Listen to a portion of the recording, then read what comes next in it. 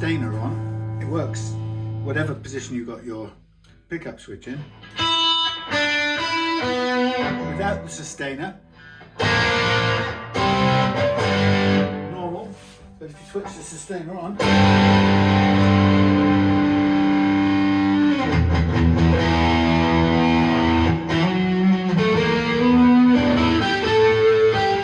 so it's got 3 different harmonic settings.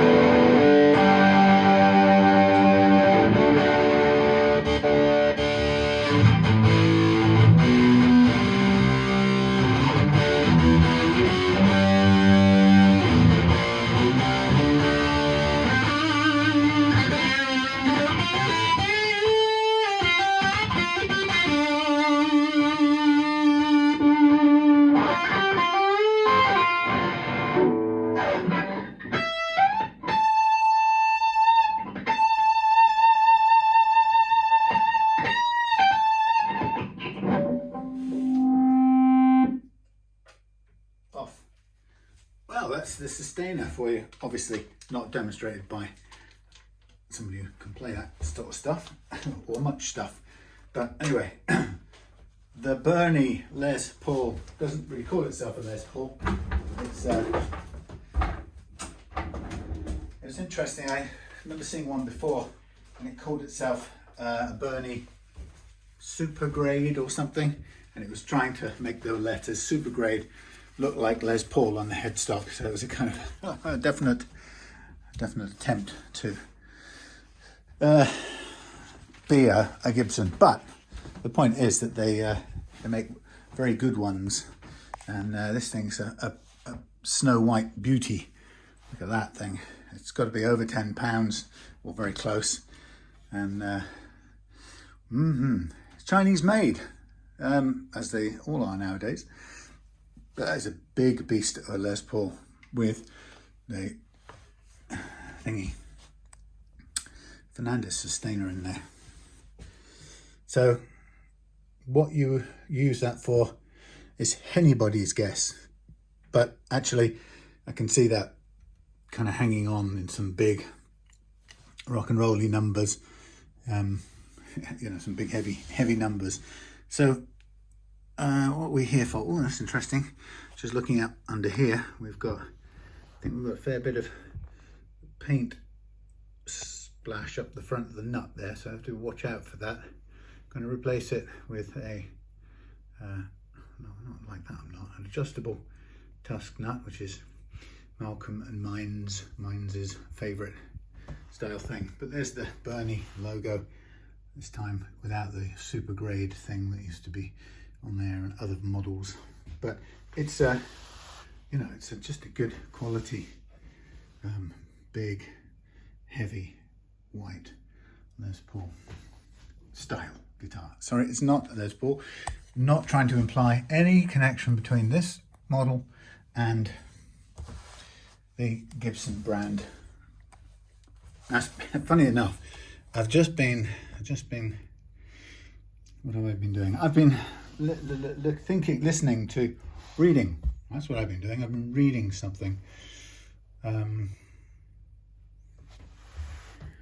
Yeah, I've been reading something just before I came to do this, and the thing I was reading was okay, this is a bit of an aside.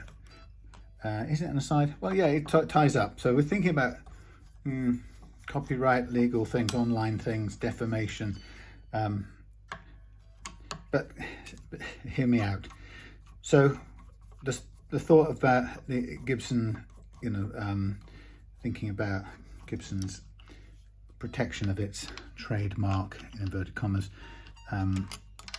with this shape of guitar. So that's been painted up the front of this gosh darn nut, and the only way really to release it is going to be to cut this sticky finish off that's gone up there. Otherwise you're condemned forever to be stuck with it. You can probably see there where it rides up, and you can see the light bouncing off it. Anyway, yeah, so I was thinking about kind of copies and legal actions and stuff, and before I came on to do this, I was, oh, let me just do a measurement, sorry. What was I doing? Yeah, so before I came on to do this, I was reading something. I'm not going to go into too much detail about this, I promise, because I will, well, I sort of make enough enemies as it is sharing my views on things. But wow, 2.25 and 1.75, 2.25, 1.75. Well, we can change that. Yeah, anyway, so I was reading a site or a discussion that I've followed for a long time. Those of you who know me well might know that I've been involved in different protesty type things. I'm the kind of person who, I can't stand injustice, and wherever I see it, I often get motivated to get involved in things. Just to give you an example, one of the things I got involved with for a period of years was I spotted when I was sort of doing online businessy networking stuff for business work that I was doing before I was doing guitars mostly. I came across some online business directory scams, which I could tell you all about because it's quite interesting, and it may be a public service as well. But anyway, I'll come back to that. Let me just write it here because it might be interesting in it. Just so I don't forget it, although I'm talking about it now. Duh.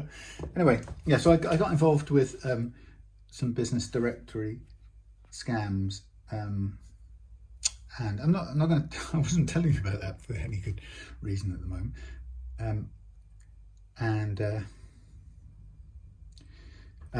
and things like that, and I also have got involved in the past with in the Madeleine McCann case.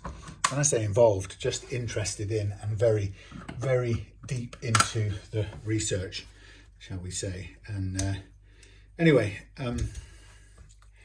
and you could probably guess without me telling you what my viewpoints might be on that one. But anyway, I was just looking at a site, a very, very in-depth site, where for starters, all of the case records, I mean every bit of the case records, detailing all of the statements and all of the files are stored or copied and duplicated. So it's a very rich resource. So anyway, I was just having a look there, and one of the fairly well-known people from that, who was featured or was referred to a lot on that site, was an American criminal profiler lady by the name of Pat Brown. Now, if you're a kind of, just put it simply, if you're pro McCann's, then you will consider someone like Pat Brown as a hater and a blah blah blah. You know, somebody who's got it in for them, and you know should be done for trolling, evil online hate crime type things. That's if you're pro the McCanns and their version of events. And if you're not, then Pat Brown can strike you as a very efficient and thorough criminal and experienced criminal profiler who's written plenty of books on the subject and has a fairly good track record of the field. Anyhow, there was a thing on there just now. I haven't been back there for ages. It's one of those cases where it just got so frustrating. And it was so frustrating, and on top of that, the world was so hell-bent on chasing that wild goose chase with absolutely no evidence that it was just too much to bear to really go in and check and follow the invention of crazy nonsense stories by the tabloids and the various camps. Anyway, so I went there just now. Oh, this is a shame. This is the thing about this. You know, if we were to take that off, it's so well fitted in here. As you know, I'm a big fan of this adjustable one, but it may be that we digging a hole in here, just not digging a hole, but taking this big thick lacquer finish off feels like a lot of change to this. And at the best of times, we're about the same width, so it wouldn't look bad as a changeover. But this thing looks nice with its finish on. Maybe I'll leave it. It's a bit of a splattered thing anyway, as you can see. Anyway, so I was just reading this, just checking in on this site to see what the latest news is on this subject. And I noticed that this lady, Pat Brown, has... she was complaining or talking about having her book removed from Amazon, and she was, I guess, like a lot of people would do if they take such bannings personally. She was kind of, she felt moved to tell everybody about she's kind of going through in detail, explaining why her summary of the case and the evidence and her conclusions, or possible conclusions that she drew in her book, were not considered defamatory, because Amazon came back to her and said that they considered, look at this, this is definitely not meant for low action. That doesn't say, hold on a second.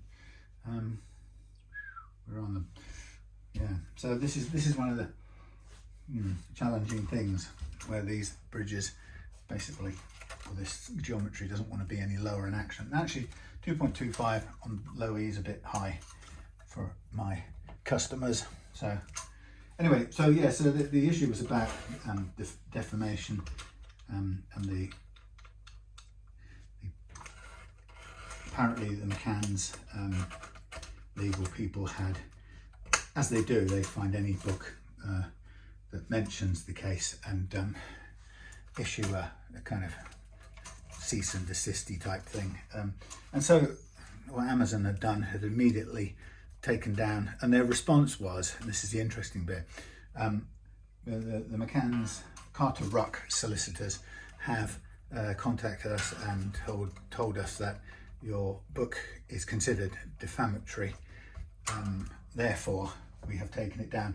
And Amazon say, their statement is, we have taken it down until we have solid evidence, conclusive evidence that the issue has been resolved to party satisfaction or whatever.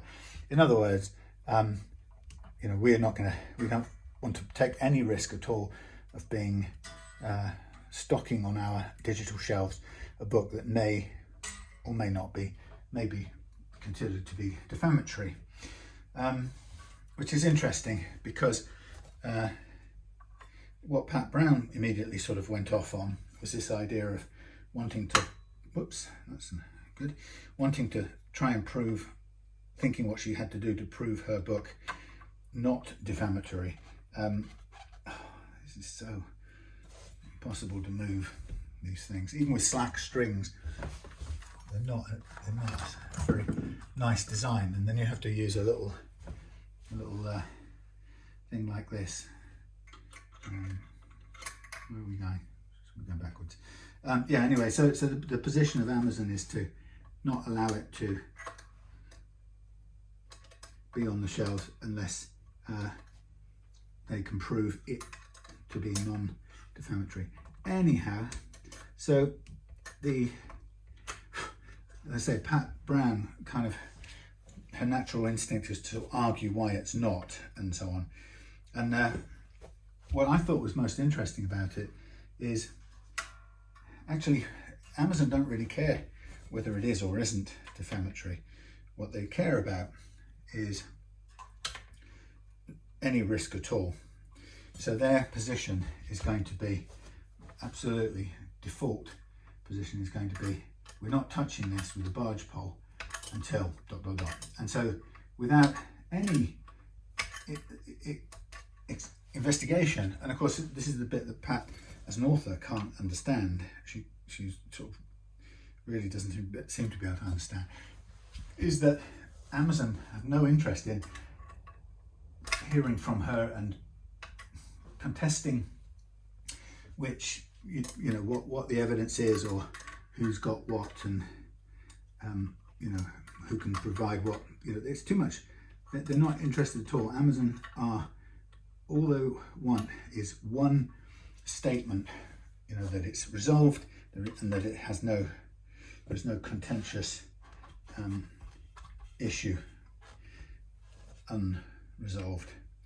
And that's really, of course, extremely frustrating for Pat, and she's sort of champing at the bit to get exoneration, you know, to have her say, so she can prove that she's not defamatory, and that she should be able to speak of the findings of her research and so on and so forth. And the things she's presenting are only facts from the case, but they're aspects of the case which I know for a fact that the McCanns don't want the public to focus on for whatever reasons, whether they're guilty or not. Anyway, so that made me think.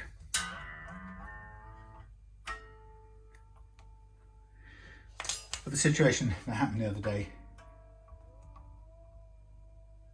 on my Facebook. And what happened, sorry, I can't assess this and talk.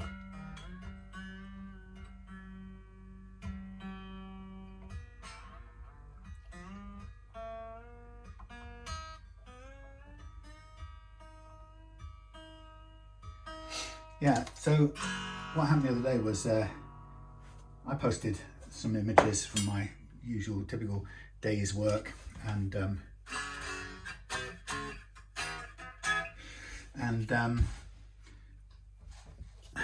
that was fine, nothing happened. And then a little bit later I got an email, I got a message through the what do you call it, Facebook normal message system, and it was definitely from Facebook.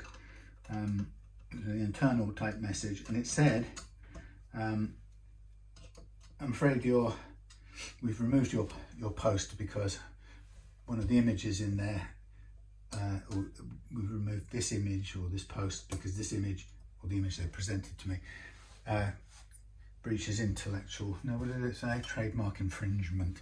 Anyway, all it was a picture of me drawing by hand a strat-shaped body on a piece of acetate. What's interesting was that it wasn't even a complete shape. So you might think, how can that count for anything?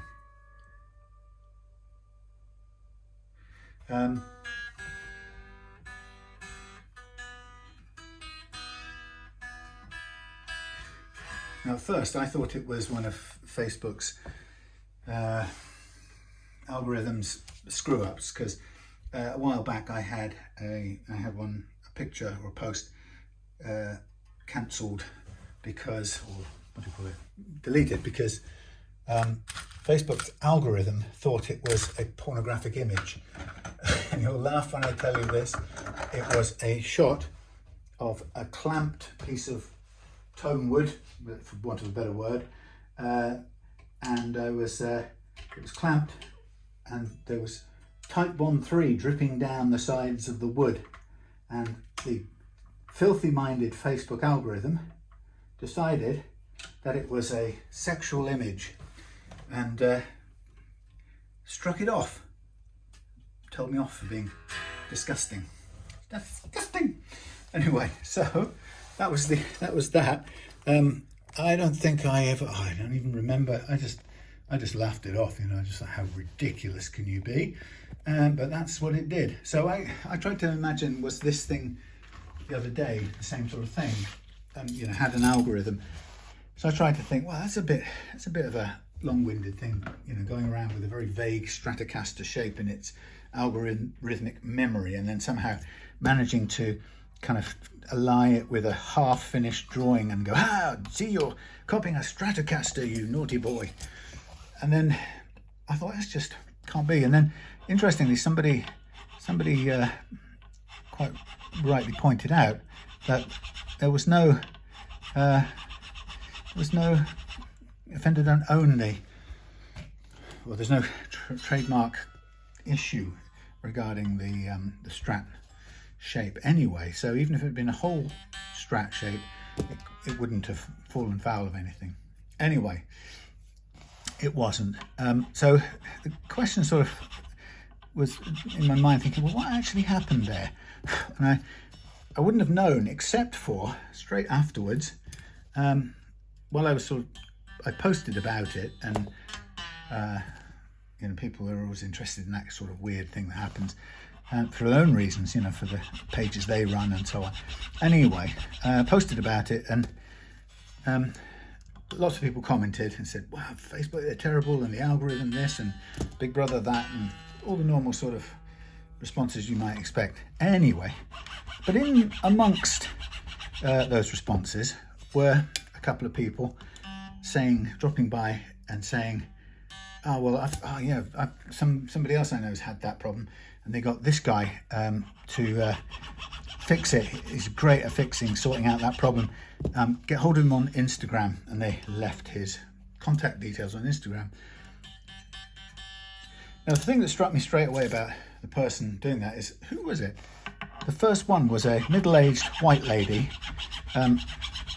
who I wouldn't have failed to notice had she been posting or on my site before, on my page before, because there are not many women who are on Real Love Guitars page anyway, and certainly not of my age. So anyway, so I looked at this thing. I thought, okay, don't know who you are, but sort of thanks in the back of my mind. And then I didn't do anything. I was doing something else for a little while, and then a few more minutes later, another person who, guess what, I never remember seeing before, a name I had no recollection of seeing on my Facebook page ever before, turned up and said, oh, I have a friend who can solve problems like this. Why don't you get hold of him on Instagram? He's a guru. Now, both those posts from two different people, both used the word guru. Oh yeah. And both were pointing me towards some person on Instagram. And to be honest, right now, I can't remember if it was even the same person, but I thought that's too coincidental, isn't it?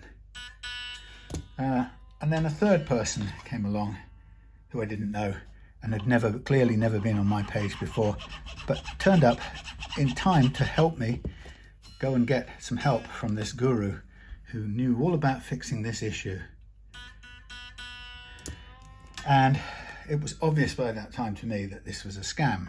So I deleted those three kind people offering their guru friend and their comments. And yeah, you know, that was clearly what was going on. Now, presumably, the the two things that came out of that is, first of all, is that presumably the scam would be that the guru friend would dial in and nick all my whatevers, I don't know.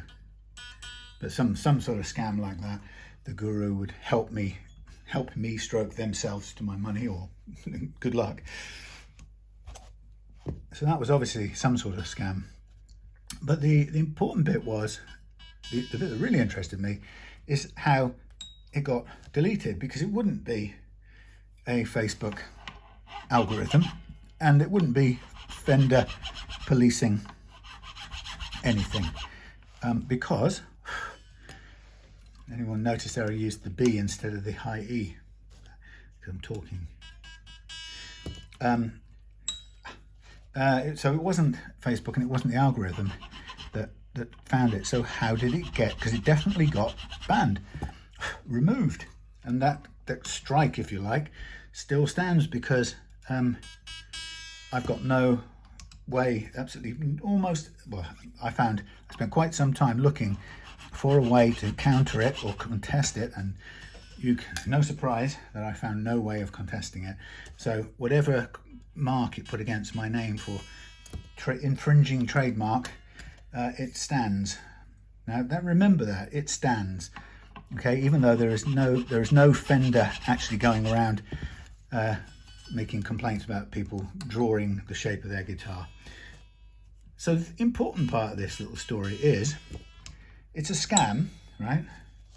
But what's true in this scam is that the people perpetrating the scam, perpetrating the scam, managed to get my post banned for trademark infringement. And yet it's clearly not trademark infringement. And so it follows that somebody who wants to can get anybody's thing banned for trademark infringement, and Facebook will do it without question. Now that ties back to Pat Brown's book and her trying to figure out how and why Amazon banned it, and how and why she can somehow explain to them that they're wrong. It isn't defamatory. They shouldn't be allowed to ban her like that. And so what it realized is that she's subject to the same situation that I was, which is all it takes for these big companies, the Amazons and the Facebooks and so on, to take you down is some people saying it's copyright infringement, or some people saying it's defamatory. And the companies involved, Amazon, eBay, Facebook, whatever, have no intention whatsoever of getting into any discussion with you about it. If somebody reports it, perhaps maybe one or two, or if they decide it's somebody important that reports it, they will take you down and leave that alone, because they've got no interest in fighting it out or talking it out or duking it out with anybody. It's done and dusted. As far as they're concerned, it's down, and unless you can prove otherwise, it's staying down. Now that is incredible, that we're in that situation, and that's exactly what's happening with my Facebook. So they were able to perpetrate that scam, or initiate that scam, because nobody's stopping them claiming, as they did, that this post of mine, so they picked my post, random post if you like, and decided to tell, maybe two or three of them, maybe just one of them did it, but a couple of them maybe just told Facebook that it was infringement of their trademark. Facebook's got absolutely no interest in checking it, and in the light of what they would consider a disputed issue, Facebook's initial response is to drop it, and they don't care that I get a hole in my post record for my narrative, and they also don't care that I've got now a decision of trademark infringement that I don't seem to have any recourse to undoing You know, and they, of course, they sent you a warning letter with the usual, or warning message with the usual. And if you do this again, you will be, you know, whatever.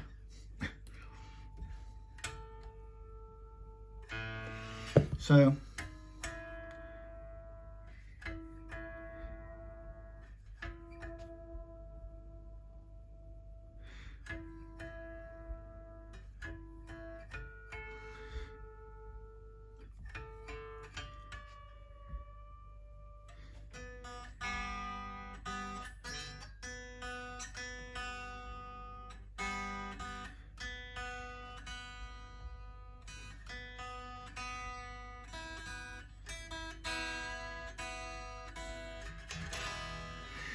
So what was interesting for me is that showed that we're in a situation now where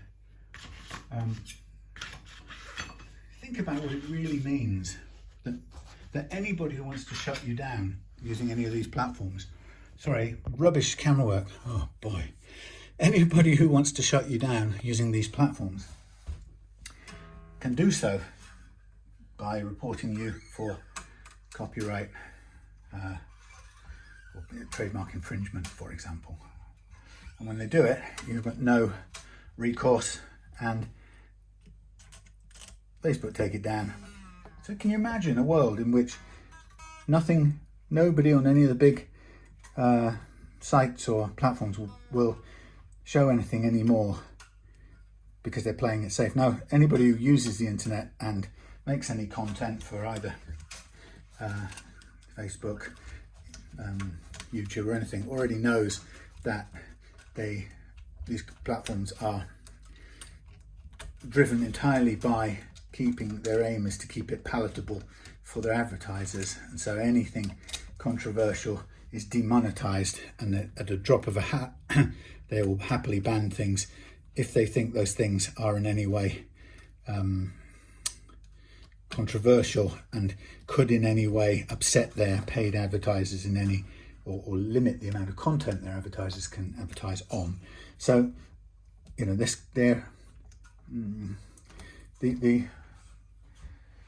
I don't know how to call it exactly, the context is already totally risk averse, and now they're going, oh, just ignore me. I'm going to put the strings back on. I forgot to do the fret leveling. I'm just talking away. Yeah, so it's a very risk averse environment, and now this is just going to it's just adding one kind of level that shows that you won't be able to say or really do anything. You know, and more importantly, that if somebody wants to screw you over, all they have to do is go on and claim that you are breaching their copyright, and by the looks of it, there's not even it appears that the people claiming that don't even have to prove, not even an onus on them to prove it. And Facebook, risk averse Facebook, will just take it down, and that's that. You're done for, and you get some sort of strike. And eventually, if it was malicious, they could just do it enough times and get you knocked off completely. I don't think this was particularly malicious in that I think it was a scam setup, which I didn't buy, and therefore, you know, if they were malicious or vengeful, they could have carried on and put in some more complaints, and maybe they still will, and get me shut down altogether. If my theory is holds true, and that Facebook have no care on whether it's real or not, they'll just drop any content or any creator that they think has got any case against them. But you know, I think content creators, people who use things like Facebook and YouTube, really have to understand that there is no security whatsoever in these platforms, and there's no interest in issues of truth or fairness or justice or anything like that. And people, unfortunately, Pat Brown, the person that featuring in my story, Pat Brown makes the mistake of thinking that, you know, she will have her day of proving to Facebook, Amazon, you know, that she's been wrongfully categorized and or wrongfully deplatformed by the McCanns, you know, and that her stuff is not defamatory. You know, it's everything she's written is true, and she's not crossed any lines. But she'll never have a chance to prove that, because that's not what Amazon are asking for, because they haven't got the time or the interest to listen to any arguments.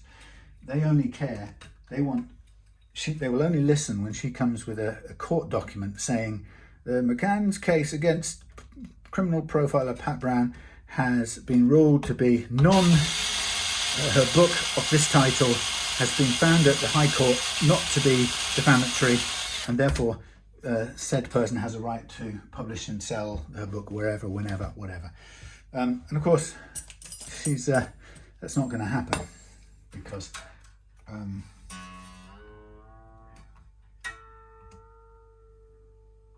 she probably hasn't got the money to defend that in court against the McCanns. Nobody has, really. Anyway,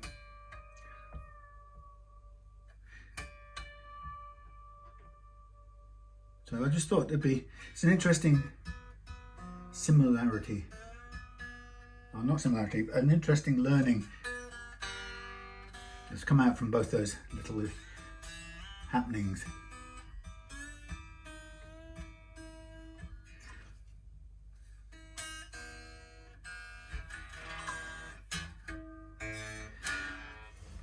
You know, people have just got to keep in mind that in this new world, the publishers, the site hosts like Amazon, Facebook, eBay, those big companies, they have no interest at all in fairness, rightness, wrongness.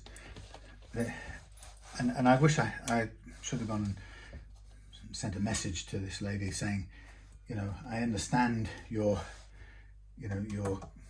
desire for kind of vindication, you know, to show that your thing is not defamatory. Unfortunately, you know, don't waste your time unless you're prepared to go to the High Court about it against the McCanns, against Carter Ruck, you know, which is why they employ Carter Ruck, because who's going to go against Carter Ruck? Anyway, so the idea is, you know, unless you can do that and have your book proven in court as not defamatory, then you're not going to get Amazon to publish it or to tolerate it. And she's on a couple of other places apparently, but I suspect they will probably follow suit, or certainly will by the time Carter Rucker gets round to them. So that's our future, ladies and gentlemen. Now, just looking at this, Malcolm, for interest of wooden necks, good, half, none, half, good, I mean, cutting, barely, none, barely, good, cutting, quite a bit, cutting, barely, none, barely. So we've got some distinct low spots, one there at 5, and 5, 6 and 7, but particularly 5. 4, 5, 6 and 7 actually are all right. 4, 5, 6, 7, 8 are relatively low, but 5 is below the rest. And then up here we've got, I would say 14 is the next one. So 5 and 14 are the two, and it's there I would expect any choke outs or notes to play badly or oddly, if they're going to.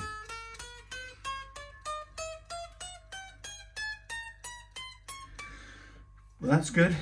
That's at the working height of the chosen action, which is nice and low. So I'm just going to give this a tiny little touch in the opposite direction and see if it picks up any of those frets again. And this second little pass like this gives me an indicator of where the low stuff really is. So it's still 5 and 14 is low, and I can keep my eye out for that as we go along through the other frets. through the other tracks, I should say. So we're going to just use the same calibration for track, the B track. So yeah, that thing of, you know, realizing that somebody can shut you down, not even because they're malicious. You know, I understand somebody hating me, or, you know, even somebody, I don't know, disgruntled customer, God forbid, you know, or a competitor, or somebody who I've slapped down when they've come and said something stupid on YouTube or something like that. I can imagine somebody getting peeved, you know, and then going and doing something like that. But, you know, if you have to realize, while you're putting your hopes into an online business environment like this,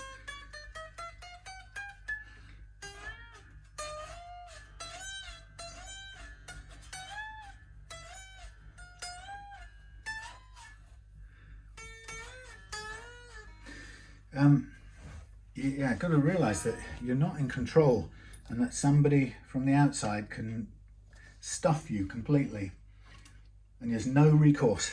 There's not even anyone to talk to, right? That's the killer. There's not even anyone to talk to. Pat Brown was complaining about the only contact she had was some person who didn't even give a second name, you know, Francis F or something, you know, probably somebody in the Indian subcontinent, you know, with a completely different name, or somewhere in the Far East with a totally different name, calling themselves Francis to sound Western or something. Yeah, so the bottom line is you've got no contact with anybody, and that's probably the worst bit of all. You can have lost your entire business if it kind of depended on a Facebook presence, or perhaps an Amazon shop front, or whatever it is you use. You know, to lose it all in one go, and then have no way of speaking to a person, and even if there was anybody there, you know, if you ever try finding someone to speak to at Amazon, it's an absolute nightmare. Chat bots can be really, really helpful if you can find your way to one. You know, not chat bots, the chat help assistants, human assistants. You know, they're actually not a bad, cost-effective way for them to do it. Look at that, no more squelch. Super duper low action, squelch, no squelch, notes, everything's good. So yeah, that's just, that was the experience, and it tied in with the thing I was reading today about the McCanns. And it's, I've been worried for a long time about where we're going with this online, you know, everybody just being forced to use online stuff and then being stuck without any recourse, and watching people getting scammed by, shut down without explanation, scammed by eBay or by someone through eBay, and then shut down without explanation for, I don't know, doing some transaction that eBay or somebody suddenly decided triggered their algorithm or looked suspicious and that sort of thing. So sadly, although I use this platform you know, for showing these videos, for example, I set out from the beginning not to be dependent on the income from any of these.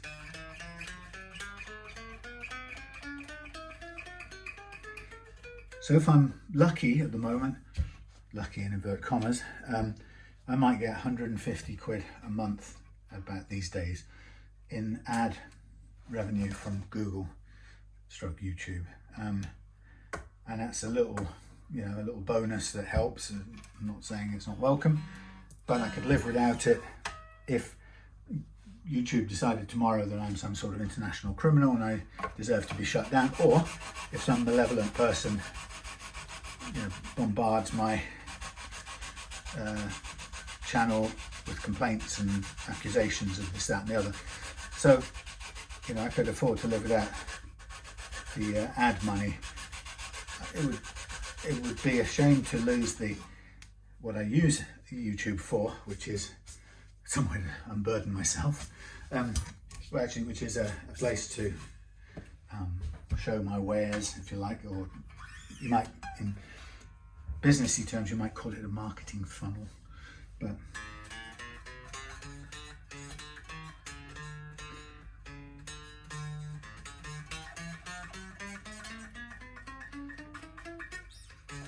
tiny bit in the 5 department down here, that's all. Yeah, so it would be a shame to lose that, but I guess what I'm saying is that what I do isn't dependent on YouTube. I have to obviously be able to use Parcel Force and book Parcel Force, but worst comes to worst, I could take guitars down to the post office and send them off that way. But I would lose a lot of my visibility if either Facebook or YouTube got the hump and threw me off for one reason or another. So unfortunately, I do depend on it, but not in quite the same way, as if somebody who's making money digitally only. So thankfully, but if you are somebody who depends completely on the digital social platforms, for God's sakes, I implore you to diversify or spread your risk. Was it spread to the exposure to risk around? So you're not over dependent on one, and if they get it in their heads to kind of kill you off for whatever possible reason, and there could be any reason,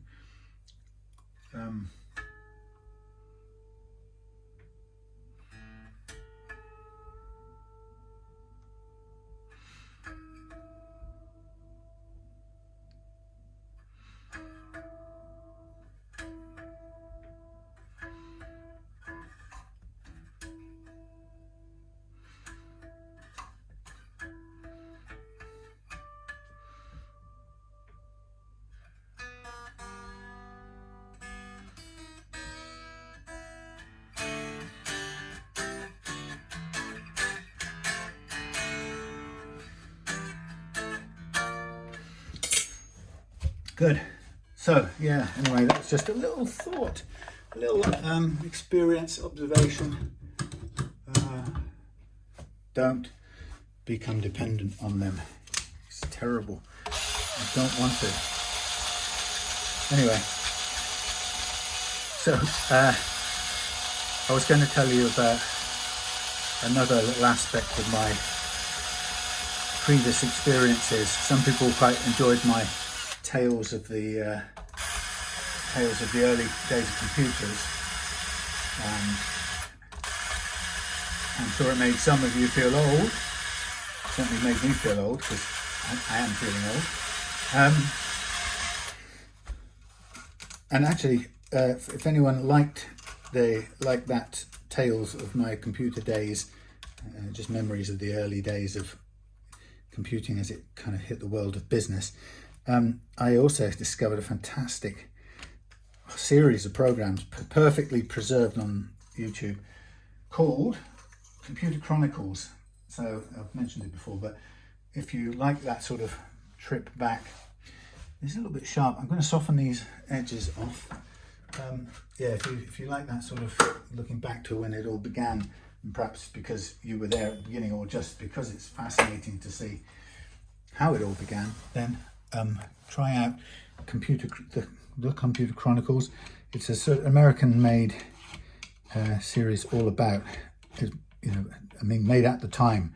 So it ran from about, I think the earliest ones I remember seeing were about 83 through to about 93, 2000, something like that. So it covered a really wide range of years, but it was brilliantly presented, really seriously done.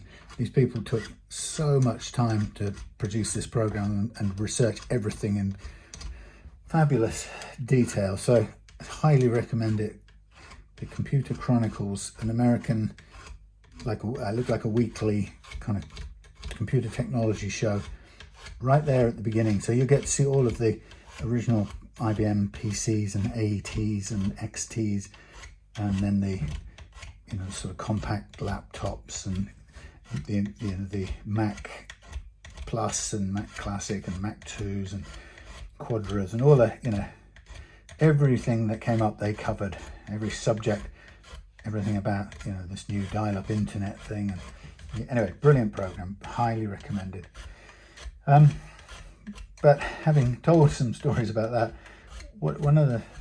there's quite a few little things that I've done over time that, as I mentioned earlier, kind of might find interesting as stories to pass the time while I'm doing this. Maybe even Malcolm, you don't know this particular story as part of my life, but it probably doesn't surprise you, Malcolm, and others that I'm all for fairness. I hate injustice, and if I can help, if I see injustice happening and I can help. So years ago, in about 2003, 4, 5, something like that, the internet was pretty new, if you remember, and dial-up was pretty much where it was at, and everybody was trying to get kind of figure out how the internet could be used for marketing and or anything really, and so people were kind of exploring making new websites, and of course it was in the early days of figuring out if you could even make a website, how the hell did you get found, and what were these search engine things, and so on and so forth. And so around that time there was a lot of people were kind of coming up with ways to use the computer and sort of making claims for how it would, just being online somehow would be the end of all your troubles. So, there was 1 million people selling you websites, and then there were 1 million people promising you that your website would be at the top of Google, which actually, for a chosen and important key phrase or key term or whatever, search term. And anybody with half a brain can realize that can't be true, that if we're all in mobile phones, we can't all be found at the top of Google for the search term for people looking for mobile phones in the area that we're operating in. And if you remember, do you remember how you could always tell somebody who didn't understand this by the fact that they'd make a website, and then they'd make their own website for their business or something, and then they'd show you proudly how, if they typed in their name, which was usually a very particular string of, full name, 20 characters or something, they would be amazed that their website would show up for their name, and they would give, see, look, people will find me. And of course people won't find you at all, because who's going to be, well, I think the only people that find you would be people from your school looking for you and typing in your name. So of course your name never was a competitive or highly contested search phrase, and so of course you could find yourself for your name. You'd have trouble if your name was John Smith or something quite commonplace like that, but most people's names were not that common, and so surprise, you'd be found top of Google for your own name. That means absolutely nothing. And of course people would go ahead and pay someone to make them a website like that, and they'd be thrilled that they could show all their mates how when they typed in their name they came up top of Google. Look, there's my website. Well, of course, duh. But they never stopped to wonder whether it brought them any money. Anyway, around that sort of time, there were lots of people there used to be lots of paper business directories, and things like Yellow Pages and all of that. Everything was kind of in the dying era of the huge published, printed, half a ton of paper, 800 pages, you know, the idea that if you wanted a service, you had to go to the yellow pages, if you remember, if you're as old as me, and you would then be able to search alphabetically, or well, you search by category for whatever it is you needed. So it was the pre-internet search engine days, and of course that depended entirely on some human's categorization of all the services that they listed in that paper directory. So somebody would say, you know, tanning salon, and you'd look at tanning salon, it would go, see sunbed providers, for example. And then you go to sunbed providers, and it would go, see saunas and you know, fitness centers, or yeah. And so you'd end up finding, if you're lucky, you'd find the thing that you wanted, but you were always aware that it was filed away in someone else's idea of what a good category was for it, a logical category. And of course it made sense to the person, and you had to learn that person's basic logic to find your way to it. And hopefully their various C such and such category helped. But anyway, the point is that around about this sort of time, 2003, 4, 5, the earliest days of the internet, all these paper local business directories used to basically, because they were one of the only places you could find people, it was like a local yellow pages, but a bit better, because it wasn't cluttered up with actually yellow pages was only business, wasn't it? Yeah, so it was like a, you know, you'd have yellow pages, but then you'd have these other business directories. I can't remember why they were any different, but what happened is that of course the internet came along, and then suddenly nobody was going to print the yellow pages anymore, since all the numbers were stored online and it was completely impractical. And suddenly everybody was rushing to create so-called online business directories. And the problem is that everybody seemed to approach it with the same mentality as a paper directory. You know, so they would sort of assume that there would be someone out there looking for someone who does guitars, and that because of that, in order to find the guitar shop or repairer or whatever, setter-upper, they would obviously go to this business directory and type in what they were, type in into this business directory, and the business directory would claim to find a service near them. And the business directories, the first digital business directories, tried to do that, and then they tried to just include everybody locally, and all it was about a cache generation thing. So the organizers of this directory would think, well, I can store infinite numbers of businesses on my CD-ROM. I'm going to go out to knock on the door of every company and tell them the place to be now is on Sam's online directory, Sam's West Country Services directory, and charge everybody 50 quid. And I'd make a page for everybody, or my web designer would make a standard page for everybody. Everybody would give me their information, some basic stuff, pictures, and I would make a page for everybody, and they would look at their page and go, oh, look, it's my business, and they'd think it was fantastic. And they would pay me the money, and I would charge them every year, probably, to renew it and keep it there. And so people thought that's good, I've got a profile, but they sort of assumed that, first of all, that people would approach it like the yellow pages. So the idea is the people who sold this stuff clearly also thought that someone in any area, like somebody's come down to the southwest and they want to get some guitar strings, they assumed that people would pick up a local or go to a local online directory. So they'd type in, you know, Tavistock Business Directory, and then they would go guitars, and they would find me. And why would they find me? Because A, this person had gone to Sam's directory, and where I'd put in all of these services, including mine. And then when they typed in guitar, anything, mine would come up. And the same would happen if they typed in plumbing. The plumber who paid me £10, their stuff would come up. But the problem is that the bit that these directory people never told customers was that nobody ever searched for services that way in the digital age. And that, you know, people, ordinary people like you and me, go to Google, and always did from about 2002-3 onwards. You'd go to Google and you'd ask wide open Google. You might say,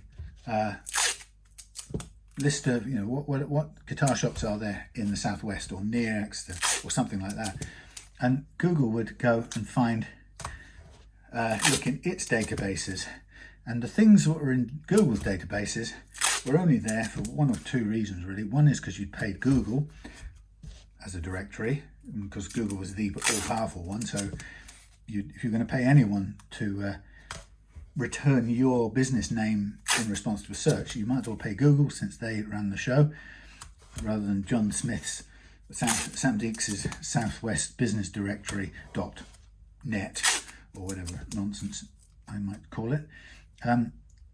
So nobody ever went to Sam Deaks's business directory. They always went to Google, and Google would find stuff using its search engines and its indexing or database kind of record of what's out there that meets the search criteria, and more importantly, its own algorithmic way of deciding how relevant that will be and returning what it thinks is only the relevant answers. And so that's how it worked. But the problem is that so many people, I recall, being suckered into joining these online so-called directories that really didn't give them any return for their money. I'm trying to see if we've got enough, not sure I've got enough cut tape here to finish this. No, I don't think I have. Nope. Anyway, so that was one of the problems around databases and directories online. And so you had all these people trying to start their local directories and trying to sell people inclusions in that.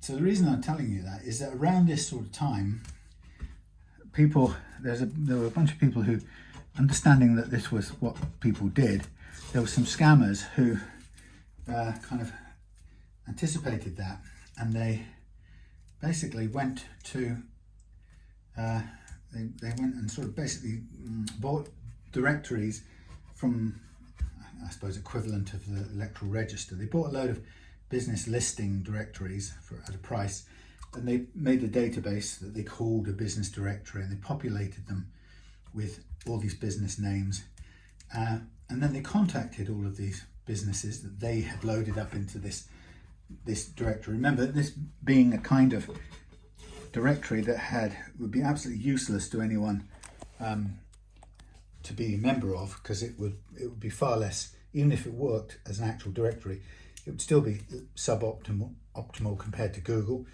because who's going to go through a custom-made doorway, you know, called so-and-so's business directory when all you really want to do is go to Google and find it there,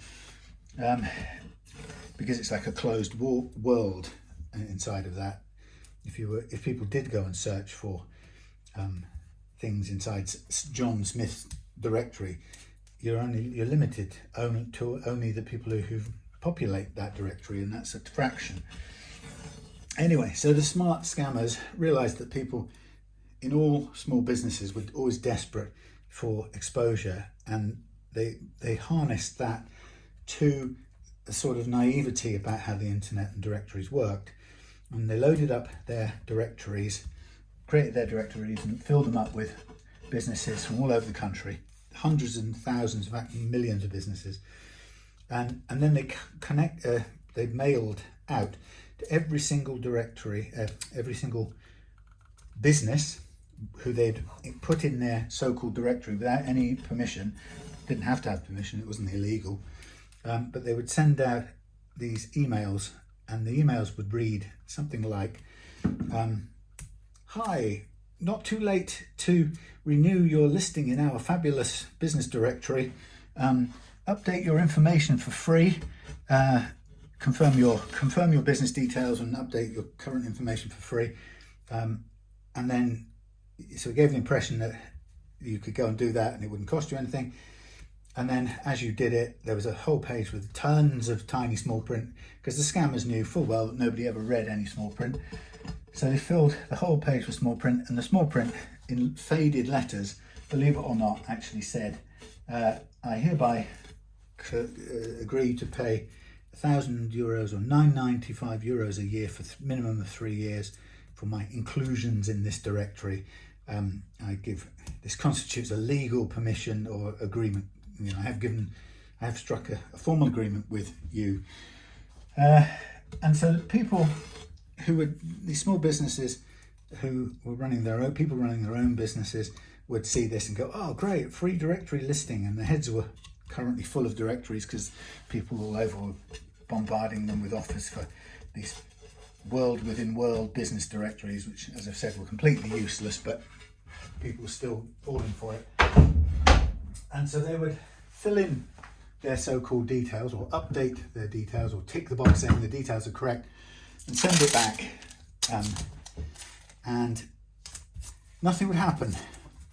And they could go and see, if they wanted to, they could go and see, and lo and behold, yes, there was their Sam's guitar shop, or whatever, showing in their faceless directory. And the people who fell for this clearly didn't know or couldn't recognize that such a site was actually dead, in the sense that it didn't do anything. It was just a database that was just holding information that nobody would ever really see. So it was completely unuseful. But it appeared there, you know, you could see your thing there. So to the sort of people who were excited to find their own names being found in Google, you know, there's my website with my name on the top of it. You know, those people were thrilled that they had a listing in so-called directory. And the bit that, the hardest bit of all was, it was the kind of people who replied were millions of little one-man businesses, but also lots of small businesses where a load of the people who replied did so because they thought they were doing something really good and helpful for their master's business, you know, their boss's business, and they thought they were, you know, they might have been the finance person, or they might have been, you know, the person supposedly in charge of marketing, or trying to be the new business development manager of this little local business. And so they thought they were, you know, taking it on their initiative to get this extra little bit of marketing, and so they would enthusiastically send off this fax off, or email back this thing, and nothing would happen other than they'd probably go and check to see if their boss's business did actually list. Oh yeah, it's there, look, it's us. And then nothing happened until about a year later. And of course, in nothing happening, what also didn't happen is they didn't get any more business from it. But they didn't really notice that. You know, time just passed by and they didn't get any more business, but they didn't lose any money, so you don't notice. You don't notice that it's ineffective. So anyway, time would go by, and then a year or so later, there would be a serious looking letter arrive, and the letter would say, dear so-and-so, your name. They would use the name of the person who signed for this thing. I'm afraid it's come to our attention that your account is overdue. It's been overdue for the year for the sum of whatever, €1,000 for the year.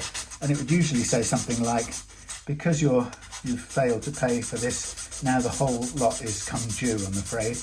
And the bill would be close to €3,000. And what would then happen is that you could divide people up into sort of groups. Some of them would be terrified, most of them would be afraid, first of all, because it was all very official sounding, and it threatened them with, further down the line sort of problems if they don't pay. The letter was demanding that they make contact with them, and the letter was always apparently from a collections agency. That's right, that was the key thing. It's always a very severe and stern sounding collections agency. And of course, the first thing that most of the victims of this would do is they would of course go and put in it was called Waldberg and Hirsch. It had loads of names actually, but one of the ones I remember was Waldberg and Hirsch.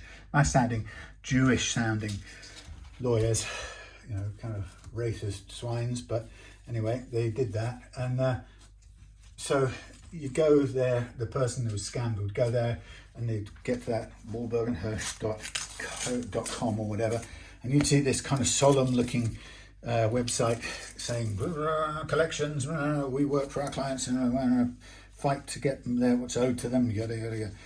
So all this stuff would look quite fierce and scary, and so that people would be frightened, and more often than not they would be either ashamed that they'd been caught out and they hadn't noticed, and they would be shown their signature, and it was true, that was definitely their signature.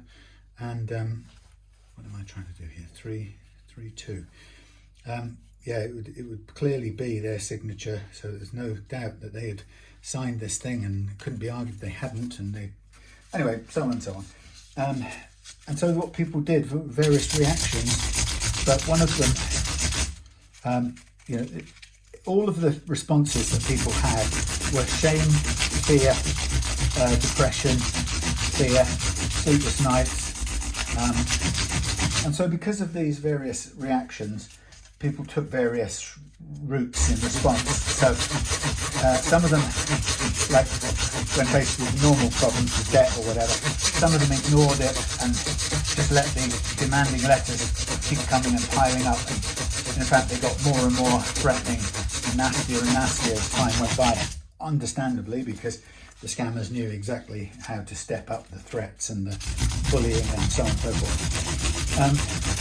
Some of them would be so ashamed and so frightened of losing their jobs, because probably they took action to sign this thing in the first place without permission, and they were probably in fear of losing their jobs, so they'd pay their own money by so they could get this off their boss's radar, you know, so that the boss A didn't need to know, and B, that even if they did know, it wouldn't cost him, their stupidity wouldn't cost the boss, you know. So people took it on the page, you know, and the scammers felt they could take them for the full 3 years, close to 3,000 euros or whatever it was, they would.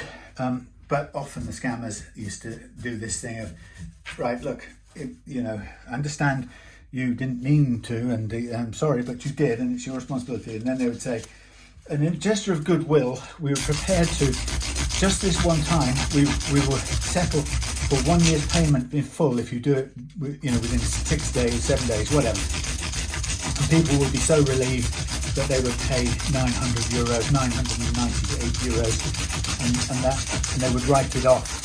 And then, but the funny part is often they would get contacted again, even if they paid, and it would start up again. But anyway, so basically, the scale of this thing was absolutely, and still is, by the way, I'm saying was, it's still going. The scale of this thing is absolutely huge. And so what they did is they would add on a country or city, region or whatever worth of businesses. They might add 100,000 businesses 1 week. Then they would email or write a letter. It was a letter, wasn't it? You get a letter through the door. So they'd send you a letter from the debt collector saying, I'm sorry, but you've now become due. And that might cost them £1 or whatever to send. And they would send that letter out to all 100,000. And I can't remember if it was an email first or whatever, but either which way, they would contact all 100,000, and of which a certain percentage used to reply angrily and shout, "You're scammers." A certain percentage would reply and beg for, well, you know, can you let me off, and how much do I pay? What's the minimum that I can get away with? And they contact, and then the people would bully them into paying at least 1 year, quote unquote. And so that what I realised is that pretty quickly is that these scams were, out of all the, let's say 100,000 let's say they sent 100,000 demands out. It worked out in total that 3% of those they sent debt collection. So if they sent 100,000 out, they might get back 50. I can't remember what the number was now. If they sent a million out, they might get back 100,000 signed. They would then contact that 100,000 and demand payment via pretending to be the debt collector. Of that 100,000, 50,000 might make contact, and of those that made contact, 3%, just about 3%, ended up paying. So you can see it's just purely a numbers game, and they used, all the fear, guilt, shame, every device, bullying, you name it, writing to the bosses, threatening to write to the directors, you name it, they used it to get these people to pay up. And so when I first sort of came across this, I wasn't caught by it because I'm naturally suspicious, and it gives me sort of pleasure to spot and figure out baddies doing their stuff. And I figured this out, and I saw what they were doing. And what I noticed was, first of all, how superficial their web presences were.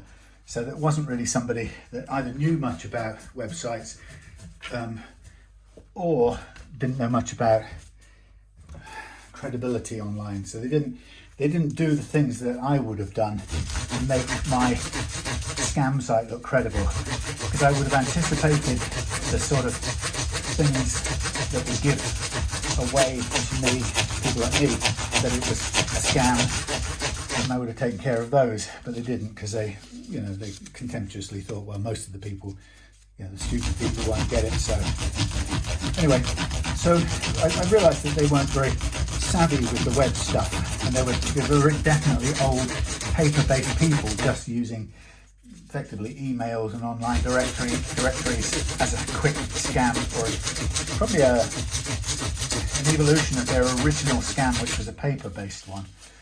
Anyway, so because they weren't very good at that,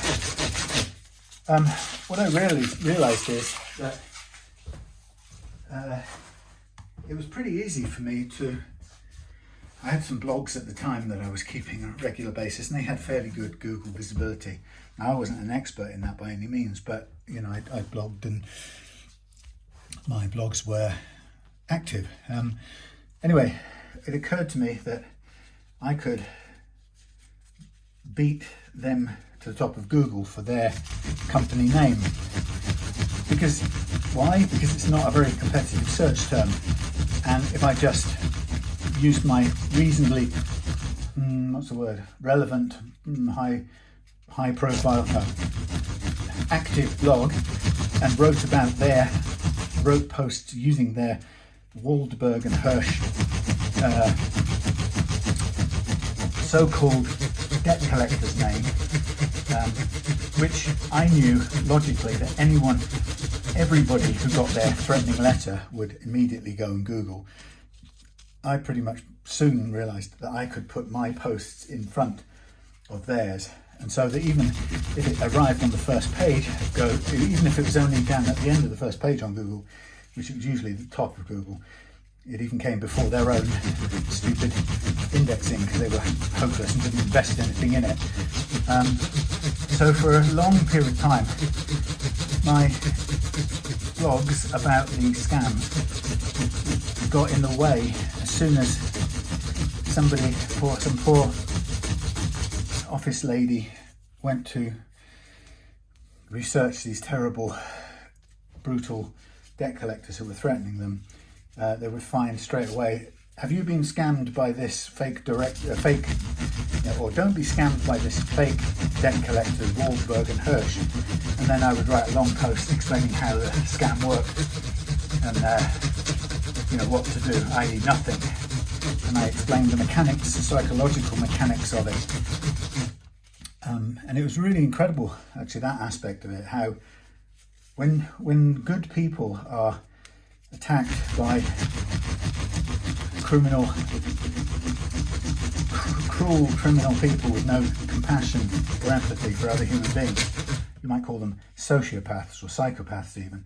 When ordinary good people are attacked that way, they cannot reset themselves from their normal view frame, which is a view frame that trusts people and sees the best in people. So when these people got demands, and they would come to me and they would go, yes, you're right, I can see what you're saying now, it is a scam, isn't it? And then they would say, well, I'm going to write to them and tell them I know that they're a scam. I said, well, why would you do that? And they would say, because I want them to know that I know. I said, why do you want a criminal who knows that they're a scam? Why do you want them to know that you know that they're a scam? If you really believe they're a scam, would you even write them back? And the answer is no, because it would make no difference to them, right? And I would say to them, if you wrote back to tell them you're not going to pay and you know they're a scam, what you're really saying between the lines is, I think you're a scam and I don't want to pay, but I'm telling you this and even contacting you because I don't truly believe you're a scam. Because if I did truly believe you're a scam, I would put you out of my mind straight away, because I know for a fact you couldn't for a single second take me to court in any country in the world with your dummy, fake, misleading contract scam and your fake debt collection agencies. So you can see that anything other than completely ignoring them communicated, I actually don't quite believe I don't quite believe you're a scam, and therefore I'm worried. And that's all it communicated to the scammers. And lo and behold, they would take that as a flag, a green flag, to carry on bullying even harder. And it was so hard to get people to understand this. They were so attached to trying to do the decent thing, which would be to tell these people, I know you're a scammer, or maybe they've got something, maybe they made a mistake, and I just want to tell them that I don't hold it against them, but I'm not going to pay them because I don't think you should do small lettering and hidden terms like that. I think it's wrong. You wouldn't tell a criminal a whole lecture or a whole exposition on why you think stealing is wrong. They're stealing from you. That's the end of it. Anyway, so that was one of my undertakings, and I did it because I got a very great sense of satisfaction out of the numbers of people that wrote to me and said things like, I haven't slept for 8 months since this happened. I've worried myself sick.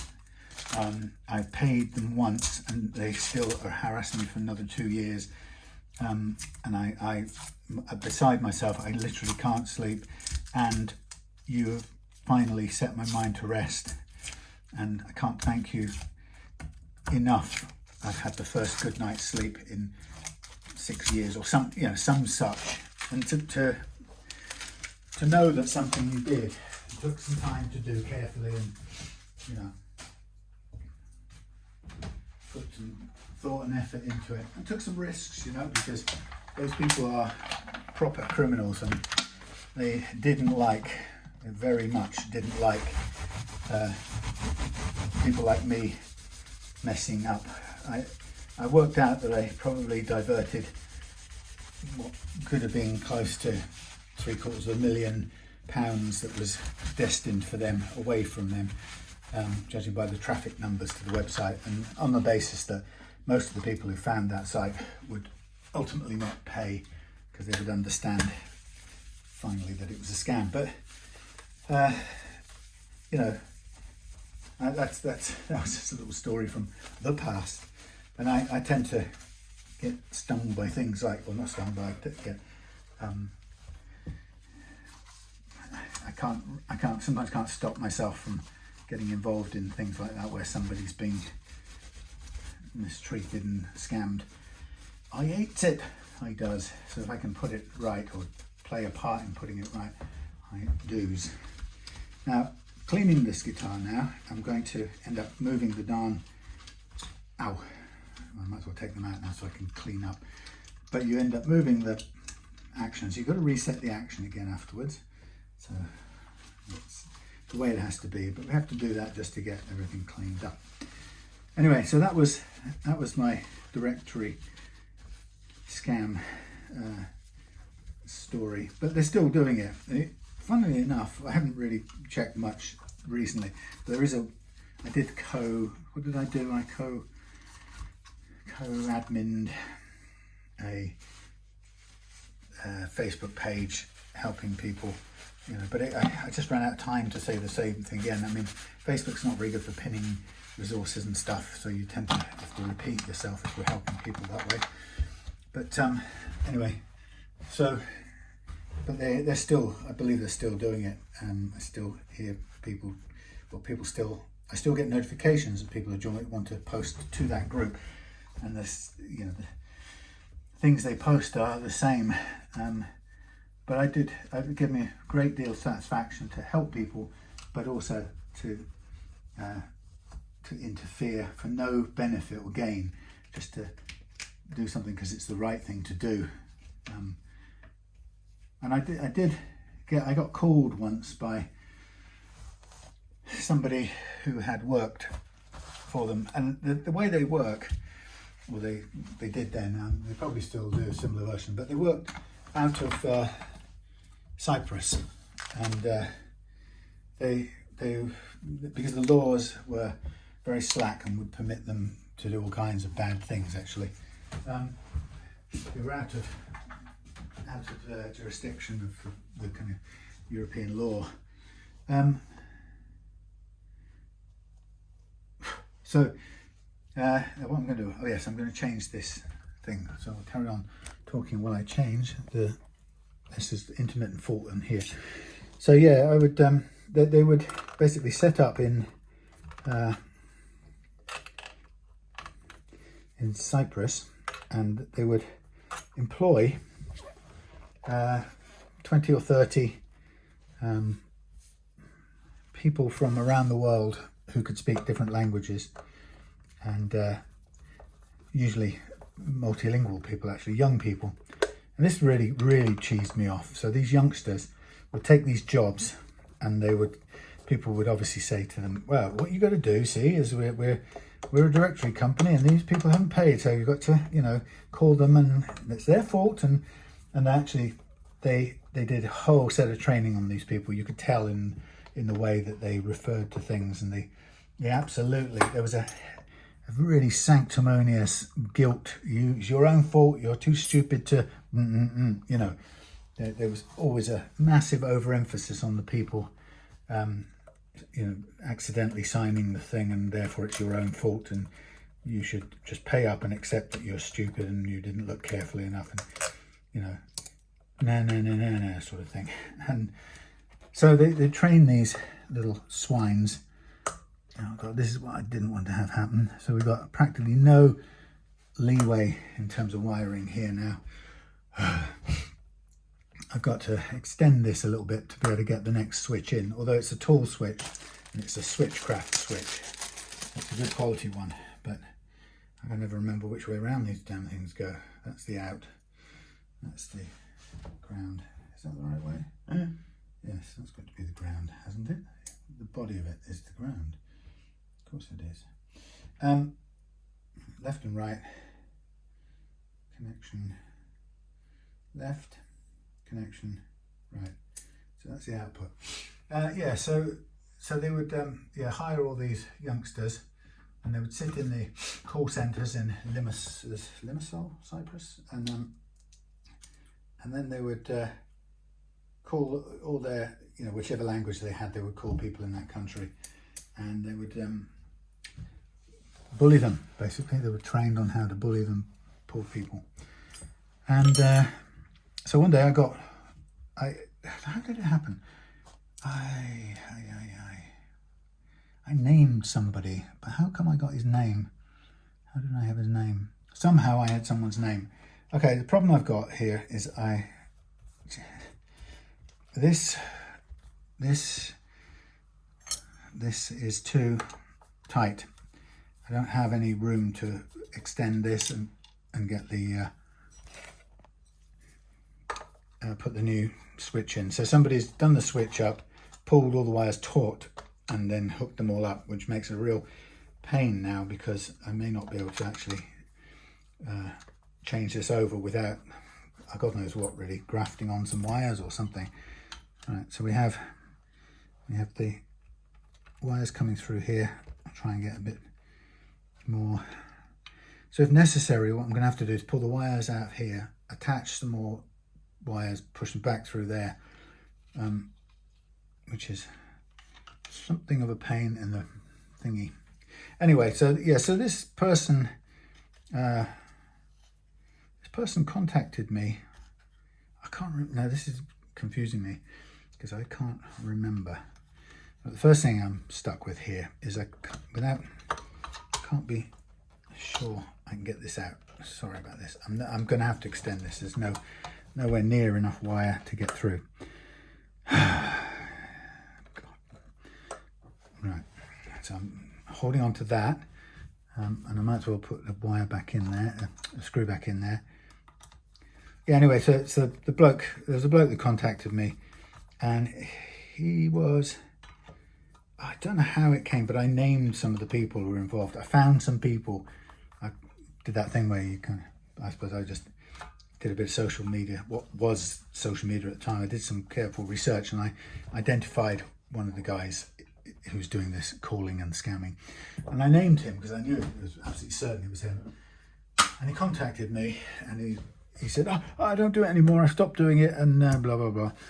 And he begged me to take his name off my blog because it was causing him problems. I said, well, you know, as you can imagine, I had a nice chat with him saying, well, you could have thought about that before you got involved in all of this. And anyway, I had no sympathy for him because the swine had, you know, set out and made his business out of scamming people.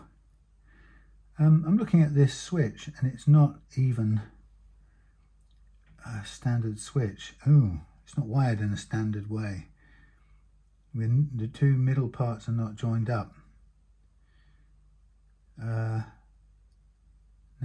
then, what is going on here?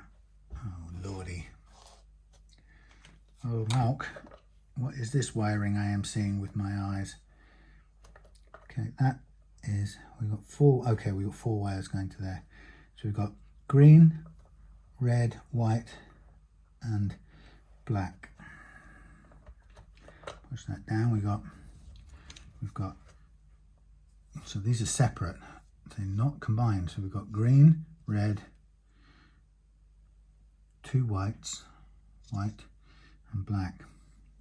So let me just see this again. Jesus. Okay,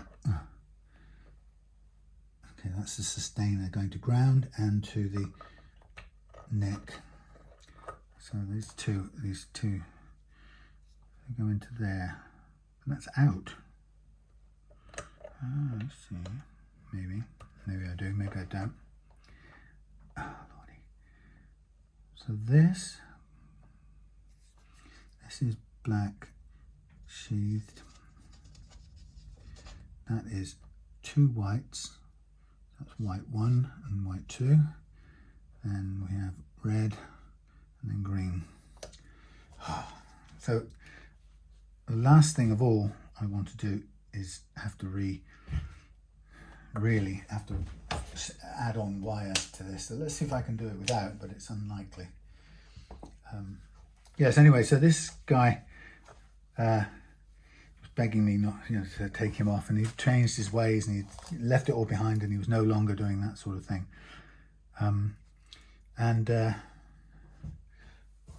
I said, well, I made a deal with him and I said, you tell me how it works or tell me what I want to know. And of course I have to trust that what he told me was true.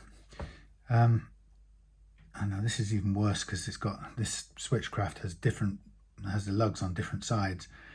So it means I need longer wire to even get to that side. Damn it. Not good.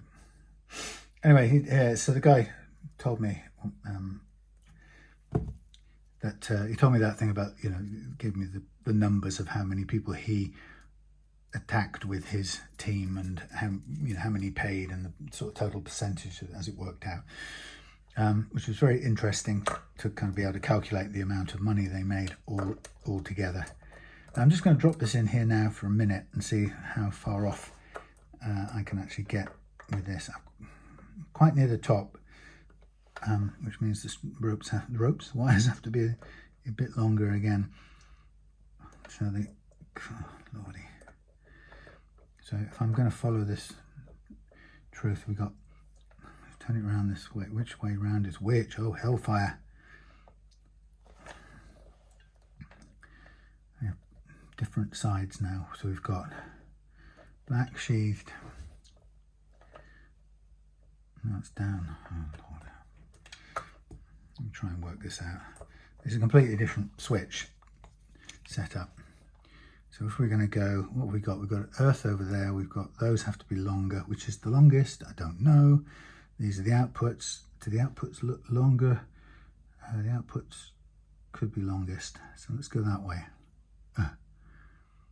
So we've got on this one, Switchcraft, we've got green. Then we've got earth, which is not so great. Then we've got down here, we've got the whites, white 1 and white 2. And then, no, we haven't. No, it's not that at all. That's black shielded. Black sheath. Green, earth, black. And then out this side, we've got the two halves of the switch, the output, which are separate, and the bottom one has red,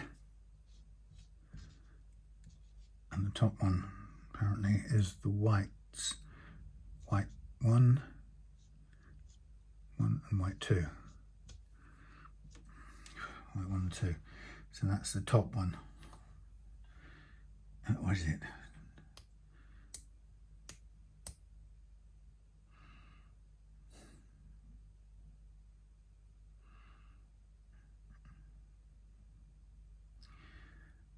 So white is on the same side as the black sheath. White, no, so it's the other way around. Oh, lordy.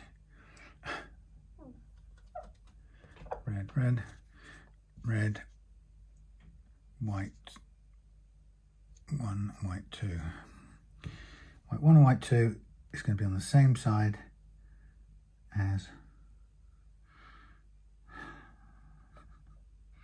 the black sheath. White 1 and 2 is black sheath, yes. Same half of the switch. Red and green are the other half of the switch, and then earth on the top. Right. So the question is, can I even get there with this? Well, all I can do is take these off to begin with.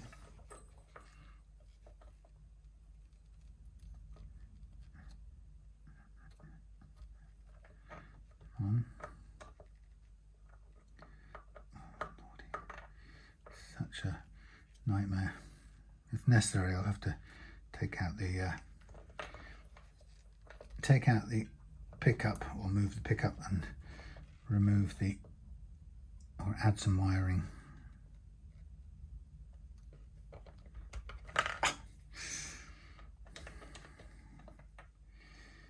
Righty-ho. Don't have enough hands, and my helping hands won't probably help at this point.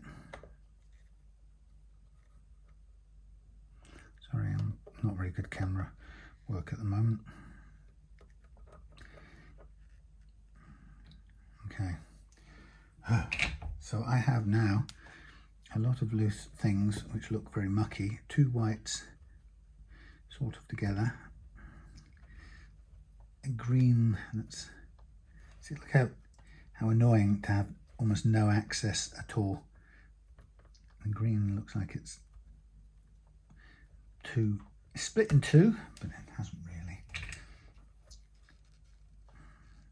Yeah, anyway, so Geezer gave me some information, at which point I then kept my word and took his name off, because it didn't really add anything to the information that the page was giving to people. I should. I'm going to now have to try and see if I can. Oh no, Switchcraft hole is actually has to be bigger. Can you believe it? Ah.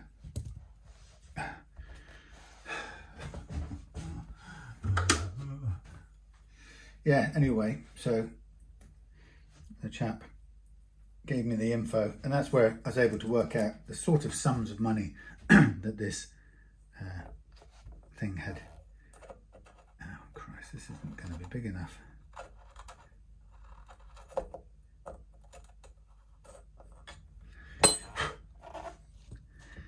Yeah, work out the sort of sums of money. It is big enough. You know what the problem is? This is for a... Oh, I've done this before, haven't I? Oh, you absolute plonker. I've done this before. This is this doesn't have a long enough threaded portion. This only works on a blasted, something like a Explorer with a scratch plate. Oh, what a wazzock. That's 30 quid's worth of wasted money. Shit. Sorry, Malcolm. I could not find a gold one anywhere. And I fell into that trap. I've got less expensive gold ones, which are decent quality ones, but they're still not the same. I'll put a standard gold one in for now. And we'll have to go and try and find. That nowhere had a Switchcraft anywhere. There we go.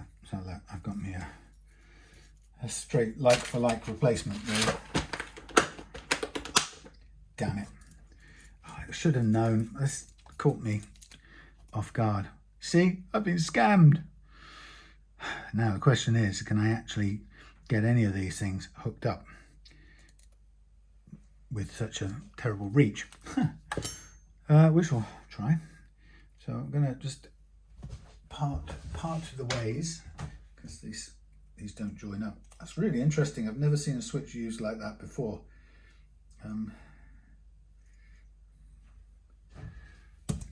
But there we go. So that's going to go in that way, which appears to be backwards. So that makes me feel very uncomfortable to start off with. It's away from my normal ways of doing it. Okay. Yeah, anyway, so it was very interesting to be able to work out just how much money those swines took from people. A ton, basically. And I was just happy to be able to play my part in stopping some of it, getting to them, diverting some. And that sounds terrible because it sounds like it diverted to me. It didn't. It stopped it getting to the scammers. And nobody got it. The people kept it, is what I meant. Can I fit that in? No, I need something to block off. Stop this turning, that will do. Yeah, so like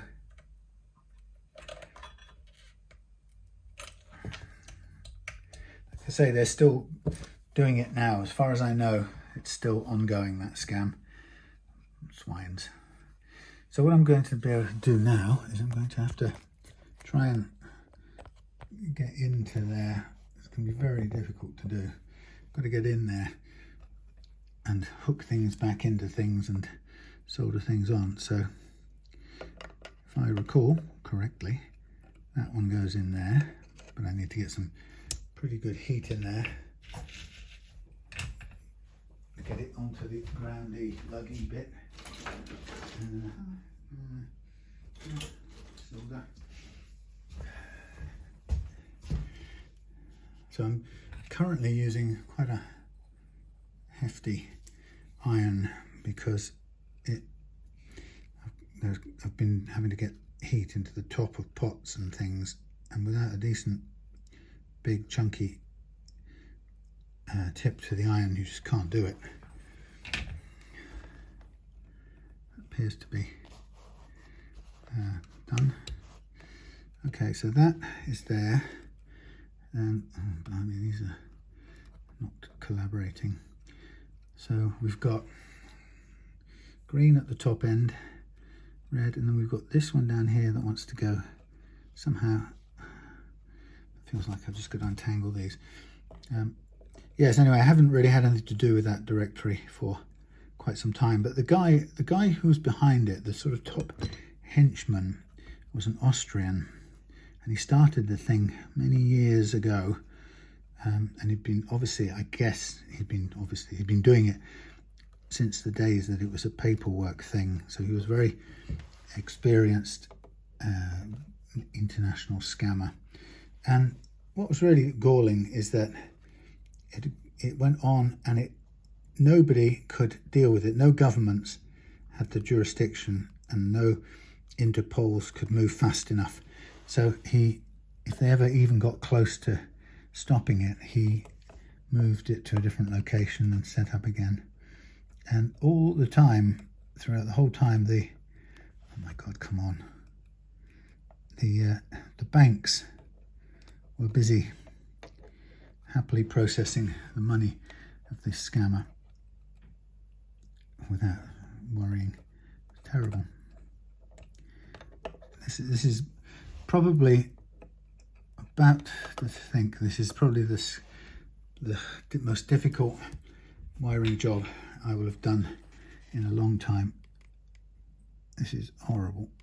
I've got no way of. Oh man, I can't. I actually can't get these things into the lugs, and then I can't get down to solder them. I pulled that apart, and I've got trying to get just one of them, which is now getting clogged up with all the other wires coming through. So the first one, the wire has just gone in there.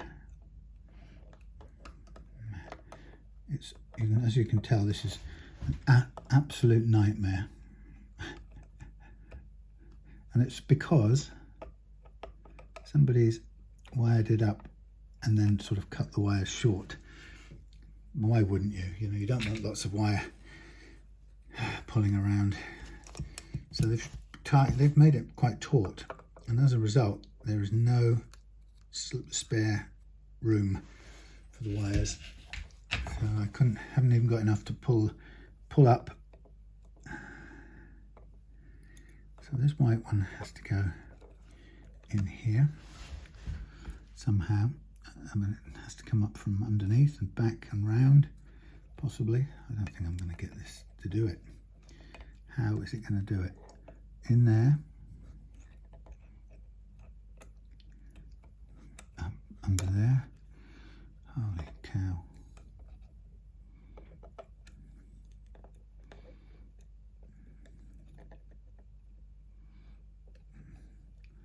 I'm definitely not enjoying this, Malcolm. I'm hating every second of it, actually. If I'm totally honest, and I will be totally honest, this is a total nightmare. It's just not feasible, really. There's too little room, not enough wire.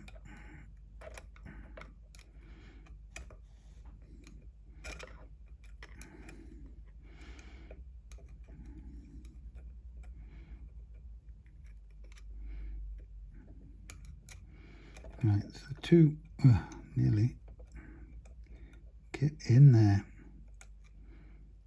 The two white wires, one could say, are hooked up, but whether I can get a heated iron into there and do anything of any use.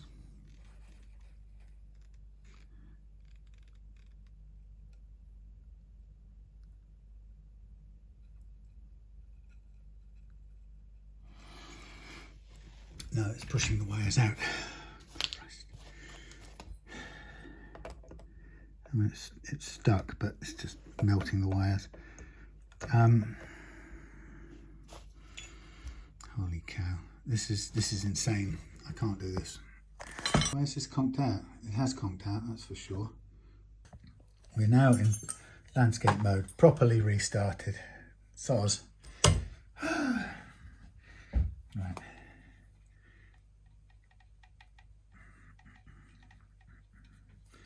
Anyway, where was I? Yes, so that was the story of the online business directories. The McCann thing, I wasn't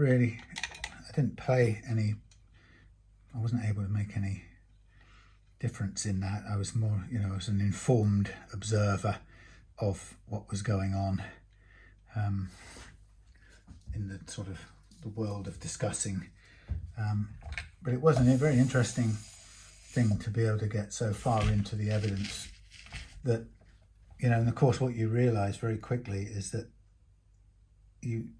none of the public discourse gets anywhere near the evidence that actually exists. So, there's everything that's talked about in the newspapers is just superficial, and there's some fundamental, massive flaws in thinking that it's hard to even imagine that the police don't even challenge themselves on. So, for example, I know it sounds, let's forget for a minute whether whatever you believe that they did this or didn't do that, but you have to remember that in that case, the only people that tell you that they were having dinner and checking on children is the McCanns, okay? And astonishingly, everybody sort of takes that as given. If you look at it, all the police sort of discussions and everything, it's a given that nobody queries, even though the only people that are telling you this are potentially suspects. That's not challenged. So the newspapers all report without question, they did this, they checked on the children every 20 minutes or whatever, they made the mistake of leaving them alone in that apartment, and everyone the whole public gets off and judging them about that and shouting and yelling about that. But it's really interesting that it's only their word, that every single bit of that account is their word. And if you're being serious and starting out by treating them as suspects, which they should be for all kinds of reasons, but anyway should have been, then the first thing you don't do is take a chunk of what they say as given, and then build the whole of the sort of your case. If you're, imagine putting it on your big coppers whiteboard, chart where you keep all your sort of, what we know is this, and so-and-so's linked to so-and-so. The first thing you don't do is, they definitely checked on their children at this time of day, this number of times. Why? Because they said they did. Yes, but they're the people who might not be telling the truth about it. So why is that on your board? Can you prove 100% they did that? Not really. You're just taking it for granted. And you'd notice that all the people that had a view on it would all take that for granted too. So they would tell you off and say, how dare you, poor McCann's this and that. And, fair enough. I will always say they did the terrible thing by leaving their children and having dinner, and I would never do that, and that's the wrong thing to do. And I would be going, yeah, but who told you that? You're believing that happened. Why do you believe that happened? What grounds have you got? And they never queried it. That was the interesting bit. People who took the McCann's word for it, they never queried that part of it. Anyhow, so that was an interesting rabbit hole to spend a few years down, I think, by the time I'd read everything. But it's all very different from any of the newspapers' accounts. And if you'd read any of the actual interviews, what do they call them? Statements, rogatory statements.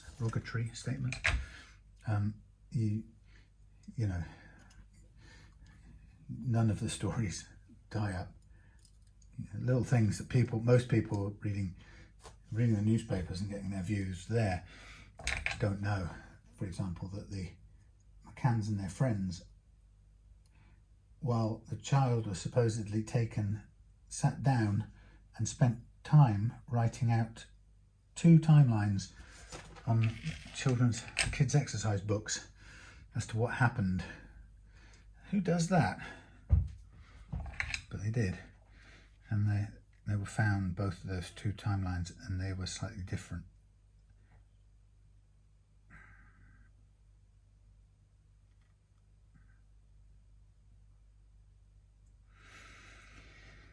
Trying to get these bits of wire to join up. It's not easy.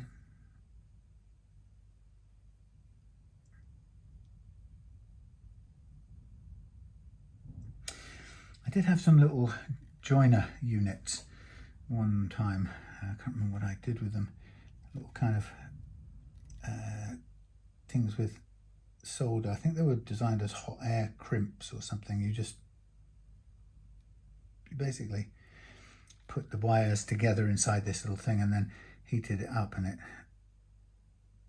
joined it up, but it didn't seem to me that would be very strong solder. And then again, this is a fairly primitive way of doing it, but I think at least it will do. And we'll put some heat shrink tubing, you know what I mean.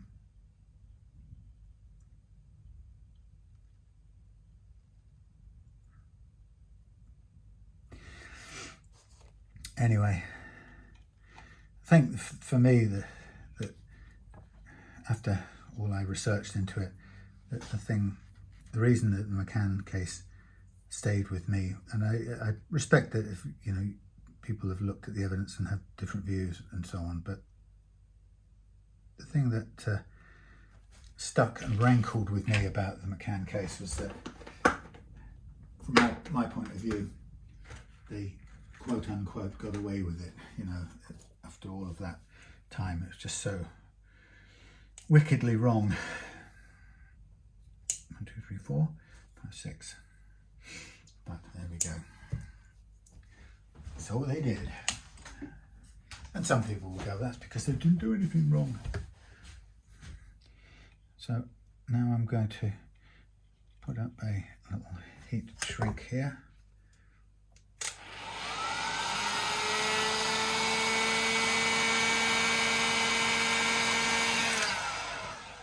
Hang this off here, hopefully. Anyway, so that was another interesting chunk of my life spent looking into that business. And then another time, I think I mentioned it before,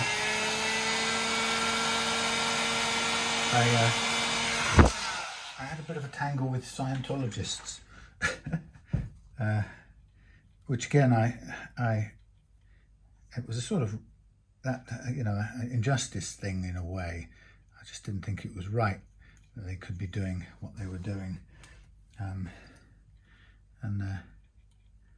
It was quite a fascinating story. My stepdaughter and her boyfriend got a friend of theirs at work. She worked in Plymouth, and her work friend gifted her and her boyfriend a stay away, overnight stay in a hotel down in Cornwall, in Tintagel. And anyway, it was a famous old pile, and it's called the Camelot Castle Hotel or something like that. Camelot Castle. Anyway, so she went there, and her and the boyfriend, they had quite a scary, it turned out they called us from the room, and they were really disturbed. They found it very unsettling and uncomfortable. The hosts were very odd and so on, and there were strange magazines lying around, and it became pretty obvious to them pretty quickly that in fact rather than being a sort of hotel, it was a hotel, but it seemed to be a Scientology recruitment place as well, you know, as well as being a hotel. And you could argue, well, fair enough, and you can do what you like in your hotel, right? But anyway, it was unsettling, and they were unsettled enough to call me and tell me about it. And I was kind of interested in online reputation management type of stuff at the time, professionally, we should say. Now look, I've got to get all of this through there, which I can do, but it'll give me the extra length I need, but it's not the world's most ideal situation. And I want to get this pushed through as much as I can before I put this down. Yeah, anyway, so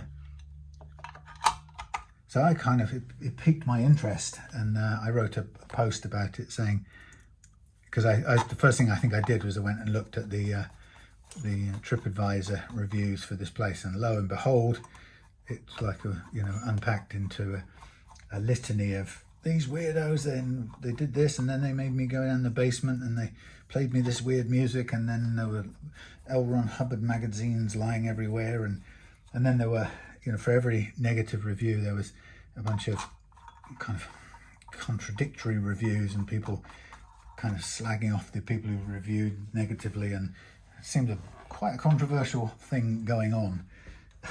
So I was very, my appetite, my interest was whetted. And now I've got a problem here now, because I can't actually see which one is which now. Damn it. Okay, I can. These two come out together. Those two are those two. So anyway, I sort of wrote a piece in my blog about this experience that my stepdaughter had. Just kind of thinking, God, I can't believe this. And it was a sort of reputation management type of angle I was writing about.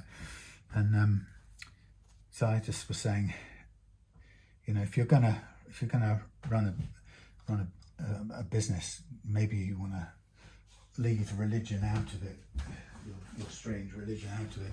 And that's the truth of it, for God's sake, of all the things you don't do is run a big hotel and then be surprised if people were unsettled by your pitching L. Ron Hubbard at them like a captive audience, really. Just not what I would want from a visit, shall we say. Anyway, so I wrote about that, and that started to get some views, and before you know it, it attracted the attention of the Scientologists who owned and managed the place, who then tried to sort of intimidate me by phoning and pretending to be kind of high up powers of the Scientology church, and not threaten exactly, but trying to unsettle me with their powers of Scientology.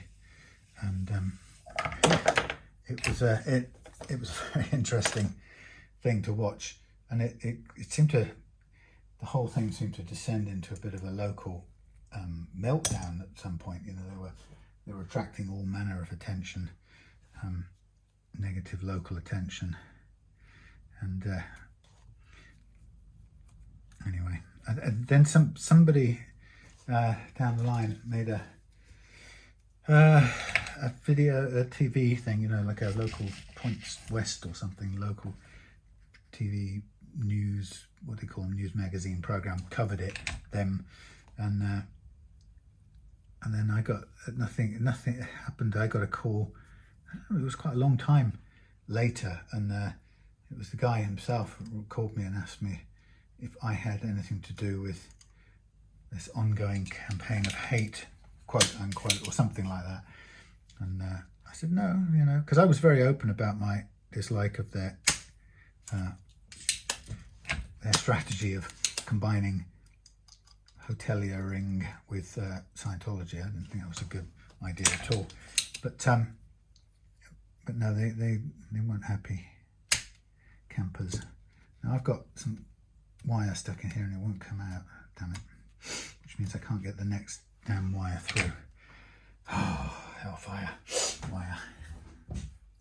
Anyway, so that was quite surreal.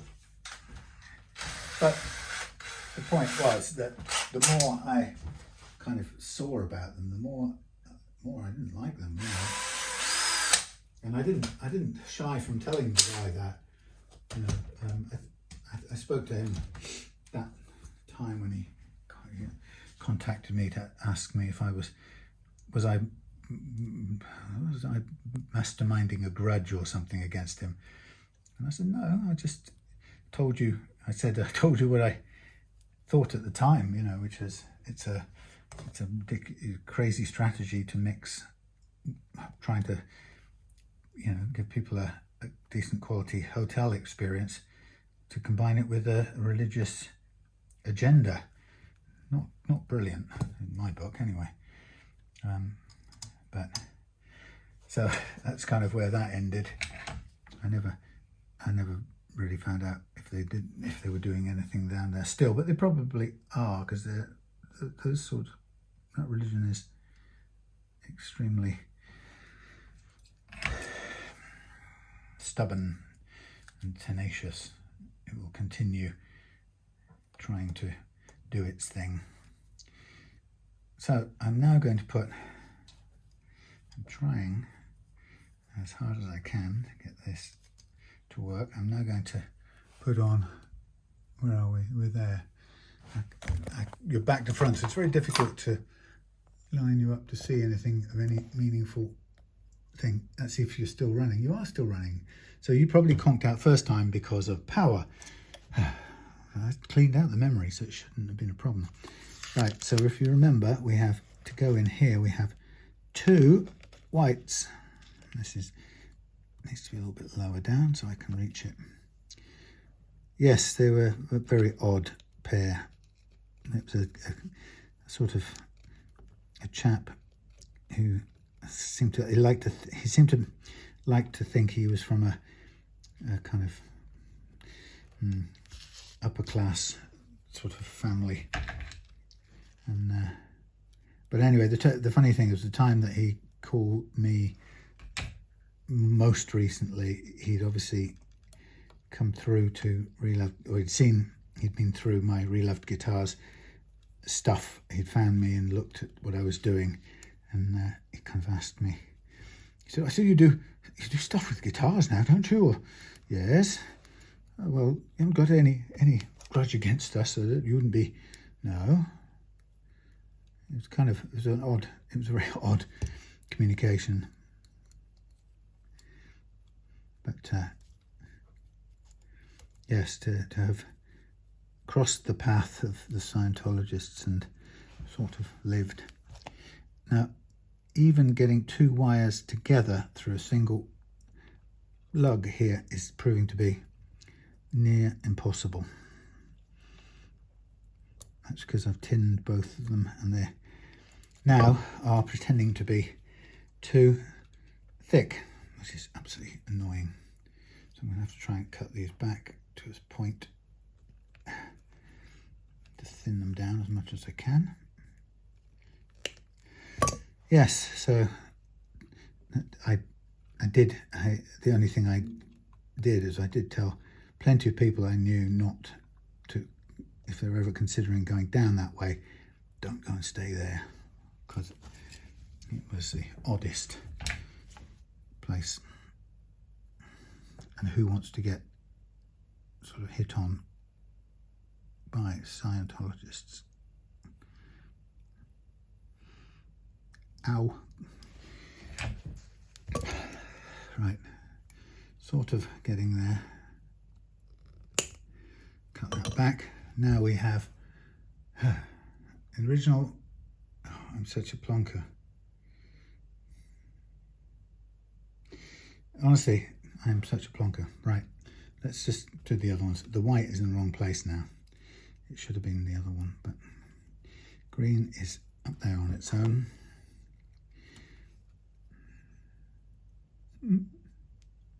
It's the curse of L. Ron Hubbard making me pay for my... The Scientologists are amazing. They have... When I looked into them, you really... You kind of wish you hadn't. It's the world of woo, as they say, that unfolds is loopy, and it's actually quite malevolent. You know, it's not fun what I believe they do. From what I found, it's not at all fun. It's a horrible.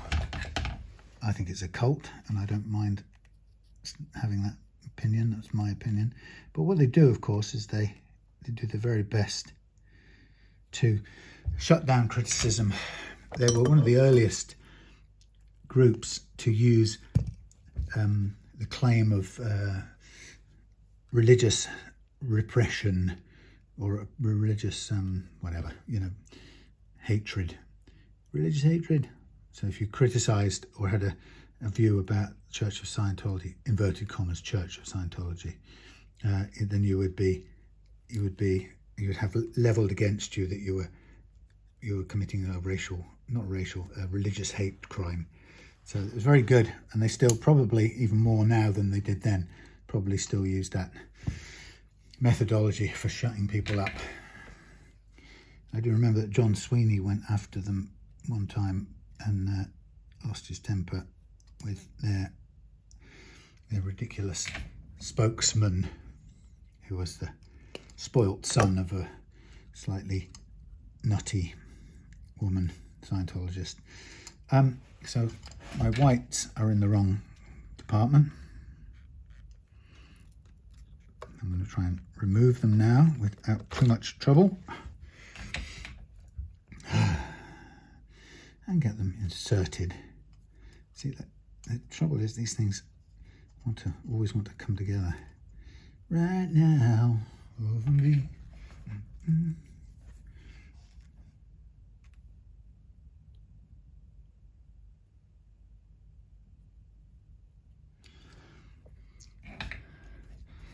Yeah, so I thought I'd had a tale to tell. I'd peeved off Scientology and lived to tell the tale. I've got to say they were quite ridiculous people. I mean, they're scary in that they give themselves full permission to mess about and ruin your life if they can find some way to do it. They certainly will. So they ain't easy, as they say, but they're as partly as ridiculous as they are dangerous, which is not a good mixture, really.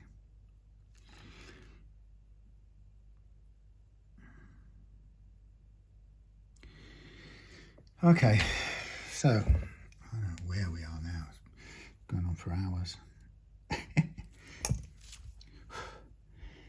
So having enlarged all of that, we should be safely clear of anything touching anything.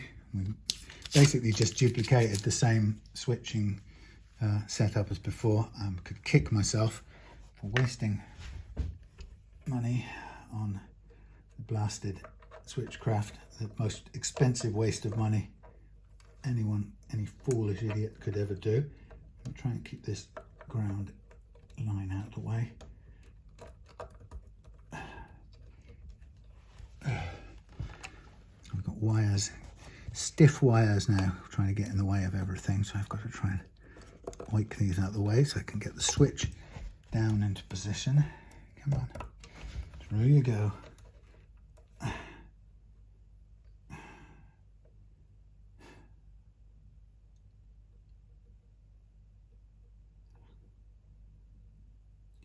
I'm losing my mind. How did this go the first time? It was like that. How does that go? Really? Come on, really? No, you can't be. Surely can't be like that. Maybe it is. Maybe it is. Now, I've kind of lost track of which screw thing goes with which screw thing anymore. Right, I don't know which one goes with the Switchcraft. Does that look like a Switchcraft one? Is that a Switchcraft? Nope. Holy cow. Lordy, sorry about the view. Right, that looks dark. Right, I've got to find the right one now, or else I'm just wasting all my time. That doesn't go. That goes. Does that go? No, that doesn't want to go either. Holy cow. Oh, right. Is this the Switchcraft one? I've got 3 now I'm working with. That's the Switchcraft. Is that the Switchcraft? Holy mackerel. Well, funnily enough, that one does do up better. Then we're going to find out that this one does up on here. If it doesn't, I'm in trouble. That one does up, so that's dead. And this one now does up on here.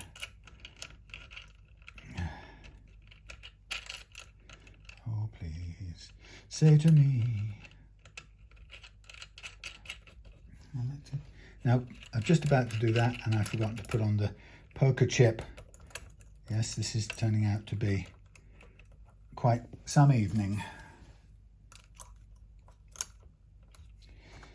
Okay, come along. Rhythm, poker chip.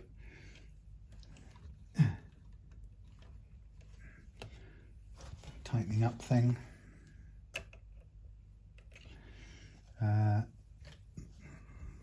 Thing to stick in there to stop it moving round.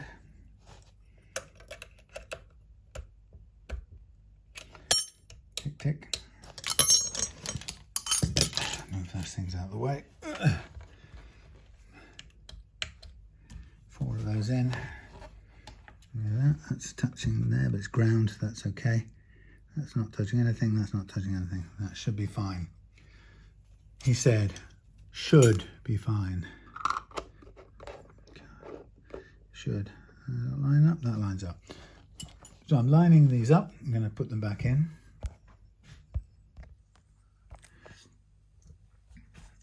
Then we have to put all the strings on. The problem with this now is, I guess I could test it, but I'm not sure I can test the sustainer part. Sustainiac part. So we can only hope that it's all good. Should be.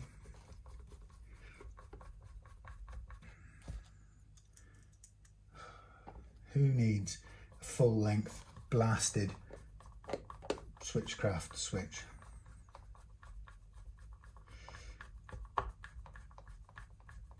Oh well, that cancels out any profit in the job. Serves me right for being silly. Okay, so now I'm in the zone of rethreading these.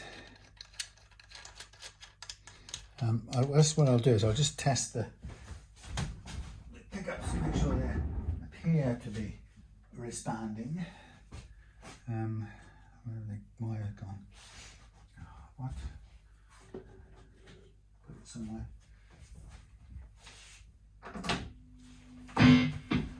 Noisy.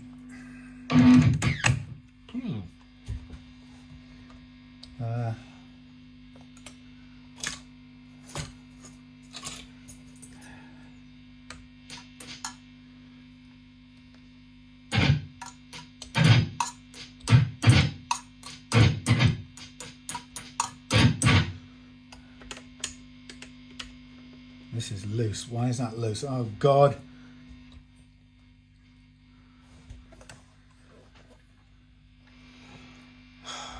This is just in my head.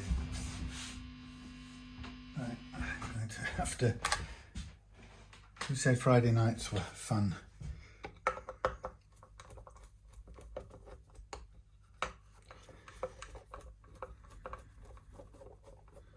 White's 1 and 2, yes. Separate, yes. Black sheath, round. That should be perfectly fine. It's the same damn structure of switch. Nothing different about that. Yeah, same.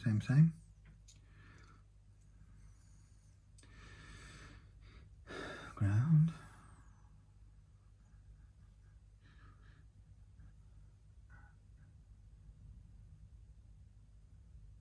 White 1 and 2. Red, green, white 1 and 2. Black, sheathed.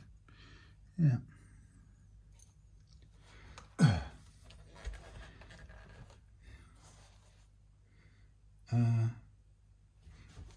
I'm confused now. I'm completely confused. So first of all, these are loose, which bothers me anyway.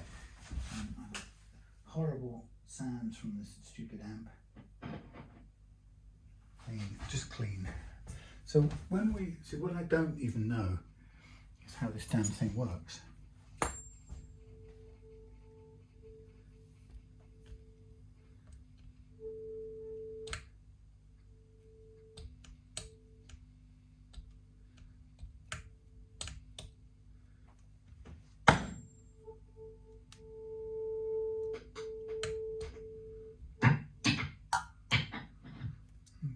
Why didn't that make a noise? That is working. Is that a dummy? That is working, so I don't understand that. That's bothering me. What I will do is make sure these darn little what's-its are tightened up in here. You changed colour, you've gone into a funny burnt out, I don't know, sometimes this phone does it. I'm sorry, it's the worst video ever, but it's not really been my thing. I'm too busy focusing on getting this thing right and not on camera angles. Could probably have done without filming. So in the back here there are the two little switches. Oh God. No way. How's that attached?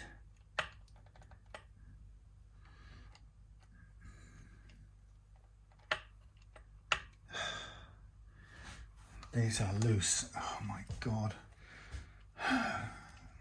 Honestly, this is not the idea of good.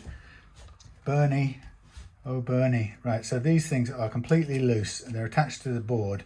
So I'm going to do them up, but God only knows how tight they need to be or how tight they should be without doing some damage. Tightened up, they're both loose. That's rubbish.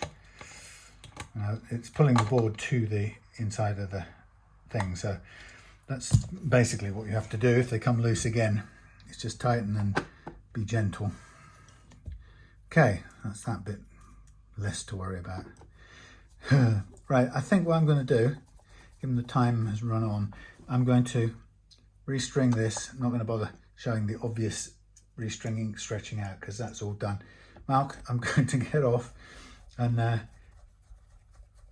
I'll put the strings on and make sure everything's good and test play.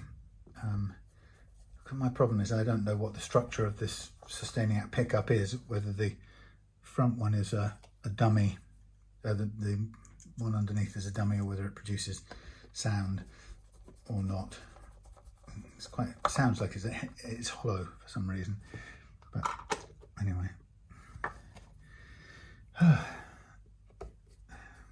What I noticed before is it doesn't seem to produce, it's not like a humbucker in the neck pickup position. It seems to be, I could be wrong, but it seems to just, its function is primarily to do the sustaining of the thing. And the fact that the two sides of the switch are not joined up suggests to me it doesn't produce any sound, because we're not combining those two sounds back together. So that's my theory. Now, What I don't know now is where this should be set, so I'll have to figure that out. Okay, I'm going to stop for now, and I'll just finish it off camera, sort it out, wire it up. Okay, all right, laters.